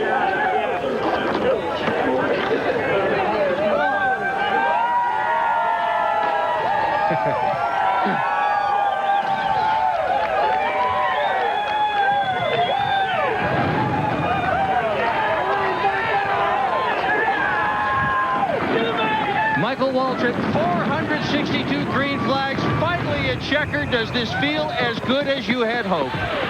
Just unconscious. Thank God. Thank my dad. I love him so much. And, you know, I just can't believe it. It hasn't sunk in yet. I know I would have never won without Dale Jr., so he has to get half the credit. And I know I never would have won without the belief in Dale Jr. or Dale Sr. had for me, and Napa, and all the people on my team. I thought it was kind of boisterous or bragging that we thought we could win this race. I mean, we haven't ever ran a race yet. Your brother wants to talk to you. Let's put the headset on you. We did win. Let you talk to DW. What's up, brother? Man, I want to be down there with you. I want to give you a big hug, but man, way to go. I was in there and I was riding with you. I was praying for you, pulling for you. Well, as soon as I find Dale Jr., I'm going to give him a big kiss. Oh, you should, buddy. Oh, he won me the race, and you can't do this deal nowadays without friends. And he was my friend. His Budweiser Chevy runs second. He had a dream. He won the Daytona 500, and he did. I'm just here celebrating, man. Yeah, well, I know. Can I say one more thing? Woo! God, I can't believe it's over. Now, let me ask you a question, Darrell. How much better does 1 for 463 sound than 0 for 462? That ain't nothing. It sounds a whole lot better. People hung up on my record, I don't care. But I do know this. Me and my brother have both won the Daytona 500. That's right, brother. That's right, brother. Tell him about it. All my Get up crew, on that Richie car and tell Gilmore. him about it. Golly, Scott Eggleston, there's so many people, Dick. I know you can't go on and on, but I'm going to have lots of time to thank people. Mama, I love you, Mama. I wish you were here. And my dad. Golly, if my dad was here, it'd be complete. This is a day that the Lord has made, and I'm proud. And I never gave up. You know, you can't win if you give up. I didn't care how many 04s I was. I showed up every Sunday and did my job. And today, I had enough help to win one of these things. Man, Michael, you know how much money you won? There ain't no telling. $1 million. You won $1 million. You are a millionaire. The last time I won a lot of money, I won the Winston. It paid $200,000. I got half of that. I said, I'm going to build my mom and daddy a house. That cost $100,000. The government got half of mine. I went $50,000 in the hole. So I'm not going to make any promises today. But I know one thing. What if? I can't believe it. And I owe it all, or most of it, to Dale Jr. He helped me a lot. And his daddy, too. I saw him back there fighting them off. I know that they're both real proud of me, their driver, but more importantly, this team that they threw together in a few months. And then they hired me to drive it, and people are like, why did he do that? He must really like him. Well, this is why he did it, because I knew I could do this job. I did, too. I'm right there for you, boy. I love you, buddy. Mike Troy, take it. Michael Waltrip. Go on down there and have yourself a big old time. Michael Waltrip has won the Daytona 500 behind him. The big crash ensued on the final lap. Here's the way they came across the line. Behind Waltrip, Dale Earnhardt Jr., Rusty Wallace third, Ricky Rudd fourth, pole sitter Bill Elliott fifth. Mike Wallace Sterling Marlin, Bobby Hamilton, Jeremy Mayfield, and outside pole sitter Stacy Compton.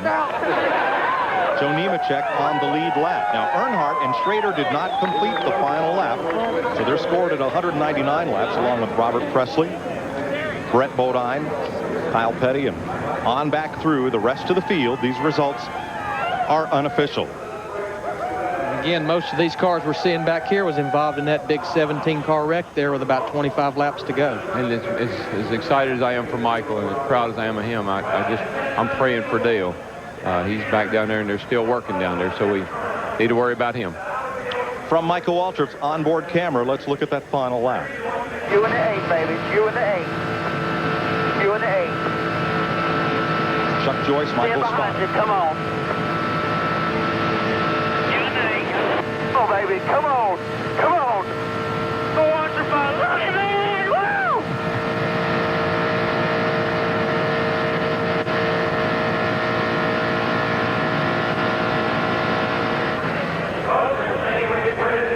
That's Buffy, and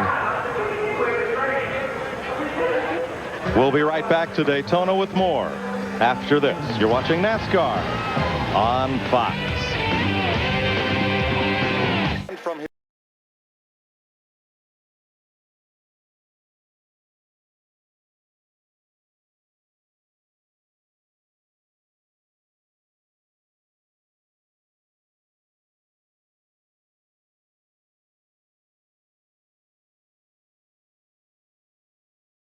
Dale Earnhardt Sr. has been transported to the Halifax hospital, but no word on his condition one way or the other.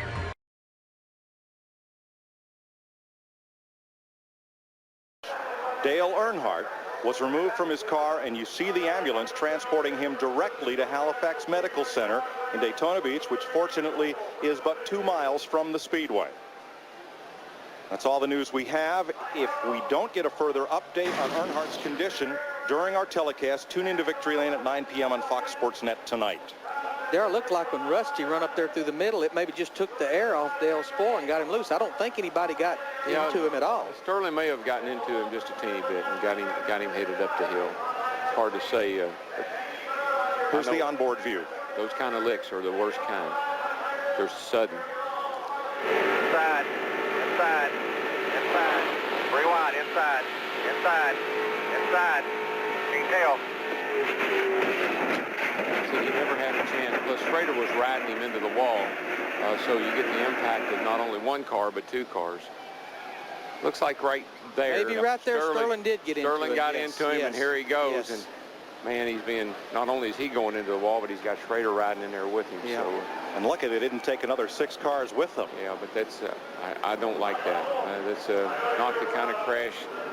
That's the kind of crash that hurts you. That's the kind of crash that hurts you. Jeannie?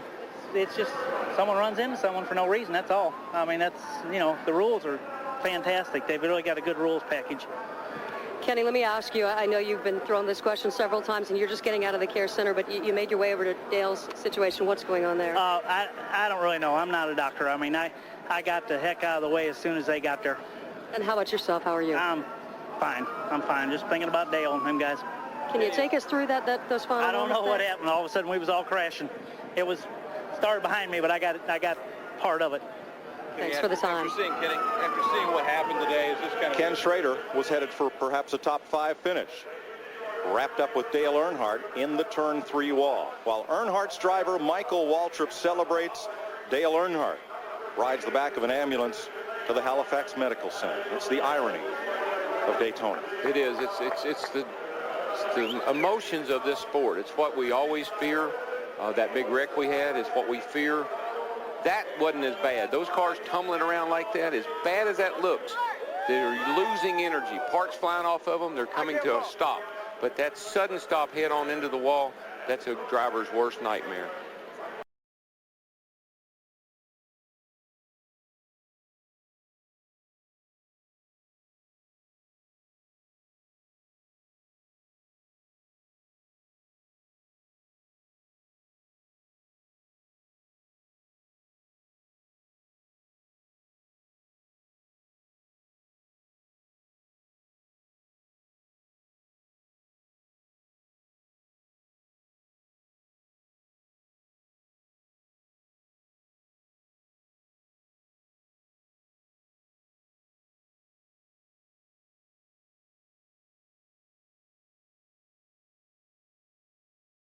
NASCAR on Fox continues at Rockingham, North Carolina.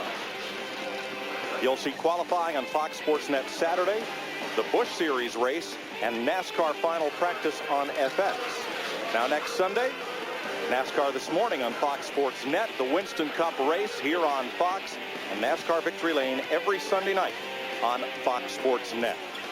Tonight on Fox, Futurama, followed by King of the Hill, The Simpsons with Kelsey Grammer, Malcolm in the Middle, and The X-Files. That's the primetime lineup tonight on Fox. Let's go back down to the studio. Chris Myers. All right, it's the kind of day that a motion picture could certainly cover here. Michael Waltrip becomes the 6th driver in history to have his first victory, the Daytona 500, 462 races without a win, and comes away with the victory. Jeff, a dramatic day for Michael Waltrip. Very dramatic, and my heart goes out to Dale Earnhardt. He and I have been good friends for a long time, and I'm really hoping everything's going to be all right for him. My congratulations to Michael. My pick. Way to go, buddy. Way to go. I'm really proud of you. And, Kim, we can't say enough about what we saw today. Yeah, a couple of thoughts as we get down to the end of today. William Manchester has written that true heroism is not based on a single incident, but is built on courage and commitment in the face of the unknown and potential danger over time, a term, a career. Heroes are those who are unwavering to their callings, said William Manchester. So we've seen a winner today, a young hero named Michael Waltrip in his 463rd start, who once said, "No one owes me anything in this sport. I've been close, I've been competitive, so I'm proud of these things. I love driving these cars, and I want to do it for a long time to come." The voice of a hero. And the interesting thing is, these heroes are not only today, but they are for Rockingham next week and Las Vegas the week after. That is the mark of a true race and a true hero.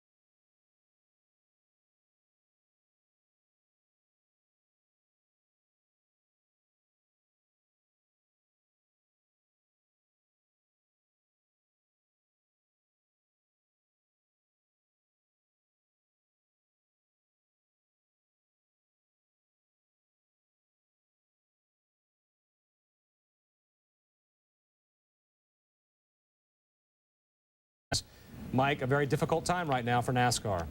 And I think that may be actually an understatement. The mood is extremely somber here in Daytona, and it was a wild mood swing in Victory Lane. It went from total elation to total devastation.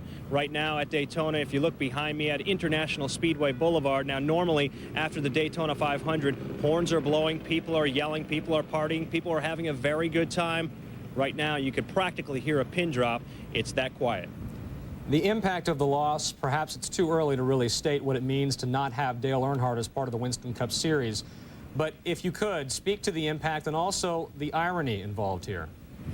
Well, Whit, it's such a dramatic impact. Dale Earnhardt, if you will, and I don't think I'm overstating this at all, is NASCAR's equivalent to, say, Michael Jordan or, say, Mark McGwire in baseball. He had that much effect on this sport. He had 7 championships. He was 6th on the all-time win list with 76 victories. People simply came to the racetrack to either root for him or root against him. But no matter what you say about Dale Earnhardt, he was all about winning. He was an ambassador for this sport, and people really enjoyed having him around. There's no doubt that NASCAR can go on without him. They've lost champions in the past. Alan Kulwicki, Davey Allison both lost their lives after winning Winston Cup Series championships, but this sport will certainly be different next week at Rockingham. At this point, we don't know the full extent of the injuries that caused the death of Dale Earnhardt, but surely it is not too early to start asking questions about safety issues in stock car racing. This has come up before, some of the deaths of drivers in years past that you touched on. Was there any mention made of, for example, the Hans device or any of the other safety precautions that perhaps could be taken in stock car racing? Well, Whit, this was the 4th death on a racetrack in NASCAR in the last 12 months. Safety on the top of everybody's mind. The Hans device did come up in questioning of Dr. Steve Bohannon. He speculated, however, that it may not have made a difference. However, it just seems ironic. I had the chance to speak with Dale Earnhardt only 3 weeks ago in Las Vegas during a test about the Hans device because so many drivers are experimenting with it these days.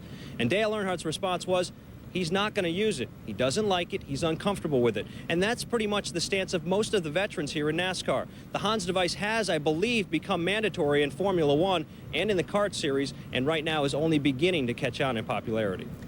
Mike Massaro in Daytona, a very tough day for everybody. Thanks very much. Thank you, Whit. Champion and former Daytona 500 winner Dale Earnhardt has died from a crash suffered in Sunday's Daytona 500. The accident occurred on the final lap of Sunday's race. The tragic news came Sunday night, 2 hours after the race ended, from NASCAR President Mike Helton. This is undoubtedly one of the toughest announcements that I've ever personally had to make. But after the accident in Turn 4 at the end of the Daytona 500, we've lost Dale Earnhardt. And I have with me Dr. Steve Bohannon, who's a trauma doctor here in Daytona that's worked several events here at the Speedway, and he can explain the medical practice that went on at the accident scene and over to the hospital. In a timing issue, we're here to tell you what we know. We don't know a lot. We don't know enough to answer all your questions. Our prayers and wishes and our effort right now, this moment, is with Teresa and the Earnhardt family. Richard Childress and his family, and Dale Earnhardt Incorporated. But I'll have Dr. Bohannon take it from here for right now.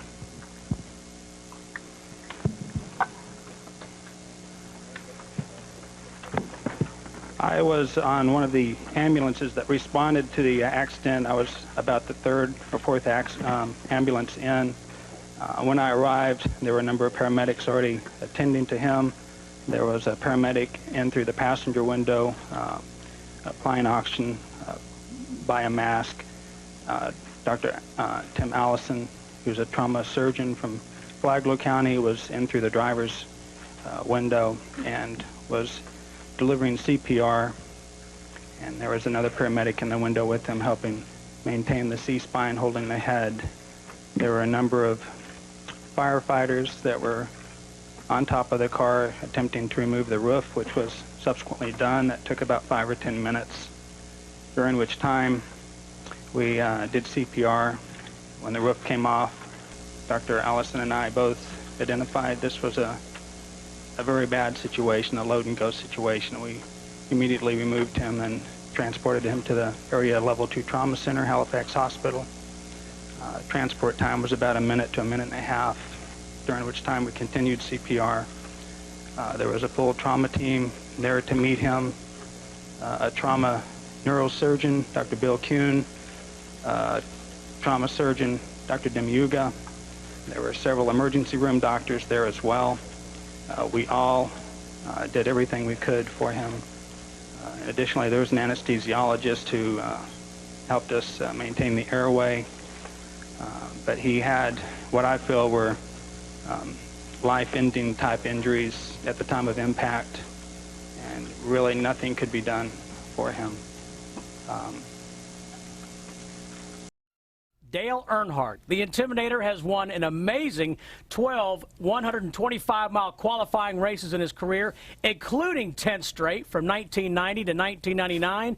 In all, Earnhardt has 34 major event wins at Daytona, including a record number of wins in the Bud Shootout, IROC, the Busch races, and of course, the 1998 Daytona 500. Dale, welcome to Totally NASCAR. Great to be here. It's great to be back at Daytona and try to win some of these races. Now, when NASCAR changed the rules, Dale, at Talladega, we saw an amazing, amazing race for the fans. You came from 18th to 1st to win it. Will we see the same thing here at Daytona with similar rules? I don't think you'll see maybe from 18th to 1st in 4 laps, but you will see great racing. It's been great so far in practice and all that stuff. And the Budweiser Shootout was a great race. I think it's really made it more competitive, better for us as race drivers to be able to draft with each other and work with each other.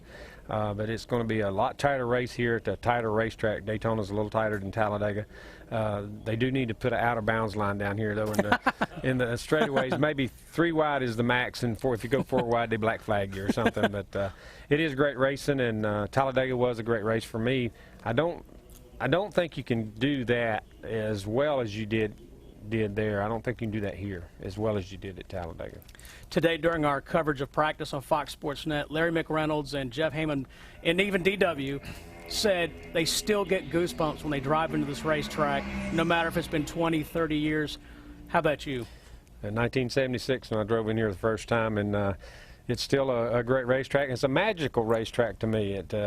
I came down and drove the 24-hour race, and it was the same for it, and it was a new experience for me. But the racetrack itself, Daytona, it's just a place where I love to come to. As if you need more practice, as you said, you were here for the 24 hours. What was that experience like? Oh, it was awesome. To drive the Corvettes was a tremendous honor to get to drive with Andy Pilgrim and Kelly Collins, Dale Jr. He was super in the car. Yeah. But we got to race in the rain, got to race in all kind of conditions, and I was pretty good in the rain too. I mean, I was one of the fastest cars out there when I was driving the car in the rain, and I was amazed with the downforce and the rain tires, how fast I went in the rain. The road course in the infield was a whole new experience. I've never been there. I've been in the pits and in the garage and up and down through here around Victor Lane, but I didn't know anything about the road course. I've never been in there. Couldn't even tell you how to go around it and what gears to use, anything. So it was a new experience when we came and tested and raced. But I was really proud to do that race and excited about it. And I think it's going to be something that I'm going to remember a long time and may do it again sometime. Now, how about as a car owner? You've got Michael Waltrip joining Dale Jr. and Steve Park. All 3 seem to be running pretty well. They are. They're running great, and Michael's doing a great job out there in practicing and drafting. I want to see how he does in the qualifying race on Thursday, which I'm in that same race, I think. And it's pretty neat to see, your race cars that you own out there doing so well, and the drivers that you feel so confident. Of course, your son's one of them, but you still. I still feel pretty confident about my race car, and my race car is doing well. The guys keep working better. We're putting a race engine in now. We did a gas run today and running out of gas, and with our practice engine, we got the race engine in. I'll practice with it right before the race, make sure it's perfect. But I think we'll be in good shape on Thursday with the Goodwrench car. Did you learn anything in the shootout that you can apply to the rest of the week? Make sure my setup worked, and it did. It worked well on old tires, and to run Sackett on the tires I was on, I was pretty impressed with that. To be able to drive the car and stay where I was at on older tires than what other guys were on. And that's something that we all wonder, what is your car going to do in 50 laps? And it was just super to run that long and still be able to drive the car and race and be competitive with worn out tires. Hey, thanks for being with us, and good luck on the 8th NASCAR Winston Cup Championship. You get ready for Sunday. It's going to be a good race. I hear you. I am. I feel good about this, and you've never noticed because you've always been working on race cars, but I feel this way pretty much every year until I don't win the Daytona 500. Then it's a bad time, but Victor Lane's where you want to be, and it took me 20 years to get there, but I do feel good. I feel better this time than I did last year, really. I feel more relaxed, and maybe it's because I've had such a great time the whole 24 hours and this week leading up to the Daytona 500, the whole thing. After the surgery, you could drive for another 10 years. What's your plan? Yeah, it put 10 years on my career, really. I'm in good shape, and the race cars are handling great, but I did get the surgery straightened out with my neck, and I had a great year last year. So I'm even stronger this year. I'm working out and staying in shape. So I'm focused. I'm determined. I'm going to go out here and give it our all this year. Do you like who you are? You like Dale Earnhardt? No, I'm pretty happy with him today. He's a pretty straight guy. He don't make mistakes too often. He's a pretty good guy. He stays in line. He does his job. He's going to get rambunctious on the racetrack, but that's about the biggest part of it. He's not going to do anything else. What are you afraid of? Oh, my wife. Not really afraid of her. I just don't want to disappoint her. That's a real good answer. I don't want to disappoint her. Yeah. But I don't know. I've never really been afraid of anything in a race car. The fact of fire is there always, but it's not a fear. No. And that's a concern that if there's a safety aspect of racing that I worry about, it's fire. And might know you'd have to go through somewhat of one. Well, I did, and with Elliott and the crash, and I got burned a little bit, but that wasn't a major deal. But I really never really been scared or nervous when I got in a race car. Been scared when Tim Richmond was running up across the racetrack like he's going to kill me after we wrecked in Pocono. And after you and I got into it at Richmond, I thought somebody was going to kill me. Were you scared then? I thought somebody was going to kill me then. I thought Stevie was going to get me. I thought Junior was going to get you too. Yeah, Junior was pretty mad about tearing his lightweight race car up. But that sucker did fly apart. But, you go through all that. Dale Earnhardt, other than a race car driver, you said your wife, and I understand that perfectly. What else? Is there anything away from a racetrack? What are you afraid of? No, I don't know that there's really anything that I'm afraid of other than just that. Seems like I want everybody to be happy. I don't want things to come up tomorrow and somebody's unhappy. Yeah. My kids. Well, you're in the wrong business, buddy. Well, I know I'm talking about my kids. I'm talking about, you want all you people that works for you to be happy. I'm probably not the best boss there ever was because You think you're demanding? Too good-hearted in a lot of ways, and I let people run things a little bit too much. Sometimes when I should put my foot down, so no, this is, we've got to stay in line here, we've got to do this. But the guys I just want everybody to be happy. How do you see yourself? How do you feel about Dale Earnhardt? A lot better. I've known you a lot better so today than I did several years ago, because of family, because of my life, because I think I'm a better person than I used to be. I got a great wife, a great family. Proud of my kids, all of them, I've really got it all right now. I'm racing and enjoying it. I win. I'm competitive, but my family, everything's great there. And then I have some good race teams too. That my kids win races. Carrie, my oldest son's there with us, so got grandkids. I'm having a good time. I got it all right now, Darrell. I got it all. No, you really do. I'm a lucky man. I have it all. The Lord's looked after us, I reckon. My aunt and uncle made me go to Sunday school when my daddy was racing and working, and I went to Sunday school with my aunt, and I reckon that helped a lot when I was a kid. That teaches us all a lot of values. Got me on the straight path, I reckon. Dale Earnhardt would have been 50 in April. The man who was NASCAR racing with 76 Winston Cup victories is survived by his wife, Teresa, 4 children, Kerry, Kelly King, Taylor Nicole, and Dale Earnhardt Jr., who finished second in Sunday's Daytona 500 behind Michael Waltrip, both cars owned by Dale Earnhardt. I'm joined now by Mike Joy, who called Sunday's Daytona 500 on Fox. Well, Chris, the pre-race was a very relaxing time for Dale Earnhardt. He was relaxing in his interviews and chose to spend that time in the morning with family and with friends, laughing, joking, cajoling the folks that he'd go out and race against.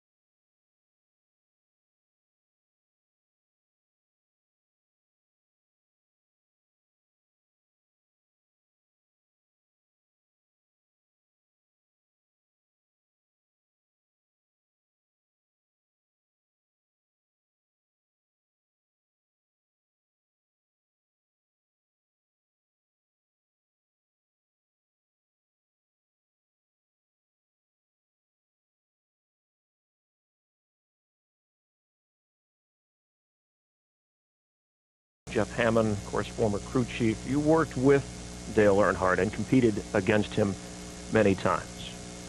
Yeah, Chris, it's really kind of hard to say. I mean, I was fortunate enough to watch Dale get in his first car way back when we were racing at Concord, and his daddy was still helping Dale. And a competitor, I don't think I know of anybody I've ever been around that epitomizes the word. The man was relentless as far as his competition was concerned. We had a lot of good times together. We raced together on those dirt tracks at home. We used to go to his place and ride in the back of his boat, go tubing together. We've done some hunting together, but through all our relationship and friendship, he always was a competitor. And did a lot for his sport. 27 years in Winston Cup racing. As you look at all of the accomplishments of Dale Earnhardt, former Rookie of the Year, and of course won Daytona 500 after so many years of trying to. Back in 1998, it finally happened. Mike Joy, you called most of the races through his entire career, nicknamed the Intimidator, but it was hard not to like him if you met him. You had to respect him. You had to like him. The compass of this sport has lost its true north. Dale Earnhardt defined the limits of on-track behavior, and every time he pushed that limit, the limit moved with him. But more importantly, Chris, he set the standard and the goals for every driver who followed him. And Ken Squire, you saw all of his Daytona 500 performances. This was his 23rd consecutive start, and it's difficult to describe or put into words what Dale Earnhardt did for NASCAR racing. Well, whatever stock car racing is, Dale Earnhardt was. He was the child in the back of a pickup truck at the Charlotte Motor Speedway with his dad, watching those cars in the 600 and dreaming someday of being in Winston Cup racing. He was the teenager whose equipment was a T-shirt and a crash helmet, bumming rides, building cars, trying to prove that he could handle those short tracks in the Carolinas just as well as his father, Ralph Earnhardt, did, who was a national champion. He was the guy that came along in 1979 and became Rookie of the Year in Winston Cup racing, and 1 year later was the Winston Cup national champion. And through it all, he seemed quiet. He became the Intimidator, one who didn't have much to say, but who did it with his deeds on the racetrack. His wife, Teresa, changed a lot of that. He became much easier with the media. Until 1994, on this very track, just a few hundred feet from where he died today, his best friend in this world, Neil Bonnet, lost his life in a very similar type of crash. It seemed as if he went into a dark period for a bit. And then he's come out of it. 1997, nearly won the 500. It was right there. Then was upside down in the backstretch, refused to go to the medical center, got back in and drove the car around and finished the race. And then 1 year later, we saw him in Victory Lane. 20 years of effort in winning the race that meant the most to him, and there he was, up on top of the world. He told me in Victory Lane that day, yes, yes, 20 years. Can you believe it? Now we come to this point in his career. Going down the backstretch in the final lap, out in front, Michael Waltrip in one of his cars. His son is running in second place. And two of his colleagues, two of his racing pals, are right in there beside him going for a photo finish for third spot. There's Ken Schrader from Missouri on the outside. There's Sterling Marlin from Tennessee on the inside. And as they went into that turn and he saw what was coming about, I would consider that Dale Earnhardt died happy. The irony of this, Mike Joy, is just that. Gave a chance to Michael Waltrip, who hadn't won in 462 races. His son finishing second, both cars owned by Dale Earnhardt, and competing to the very, very end. Earnhardt had won this race. He knew the great joy of winning the 500. And Larry McReynolds, Darrell Waltrip, and I, calling those final laps, somehow knew that he would protect the lead of Waltrip and his son, let them fight it out among themselves, and may the best man win. And that's what he was doing when he and Sterling Marlin touched and Earnhardt went caroming off to the wall. It is such irony that the man who celebrates as the Daytona 500 champion can't have his car owner and benefactor share in that celebration. I spoke with Dale Earnhardt this week. He said that after the neck surgery a couple of years ago, seeking that 8th Winston Cup title was very important to him, and he felt like he could drive for another 10 years or so. Unfortunately, that dream has been cut short. Dale Earnhardt, who would have turned 50 years old in April, has died on the final lap in the 43rd running of the Daytona 500.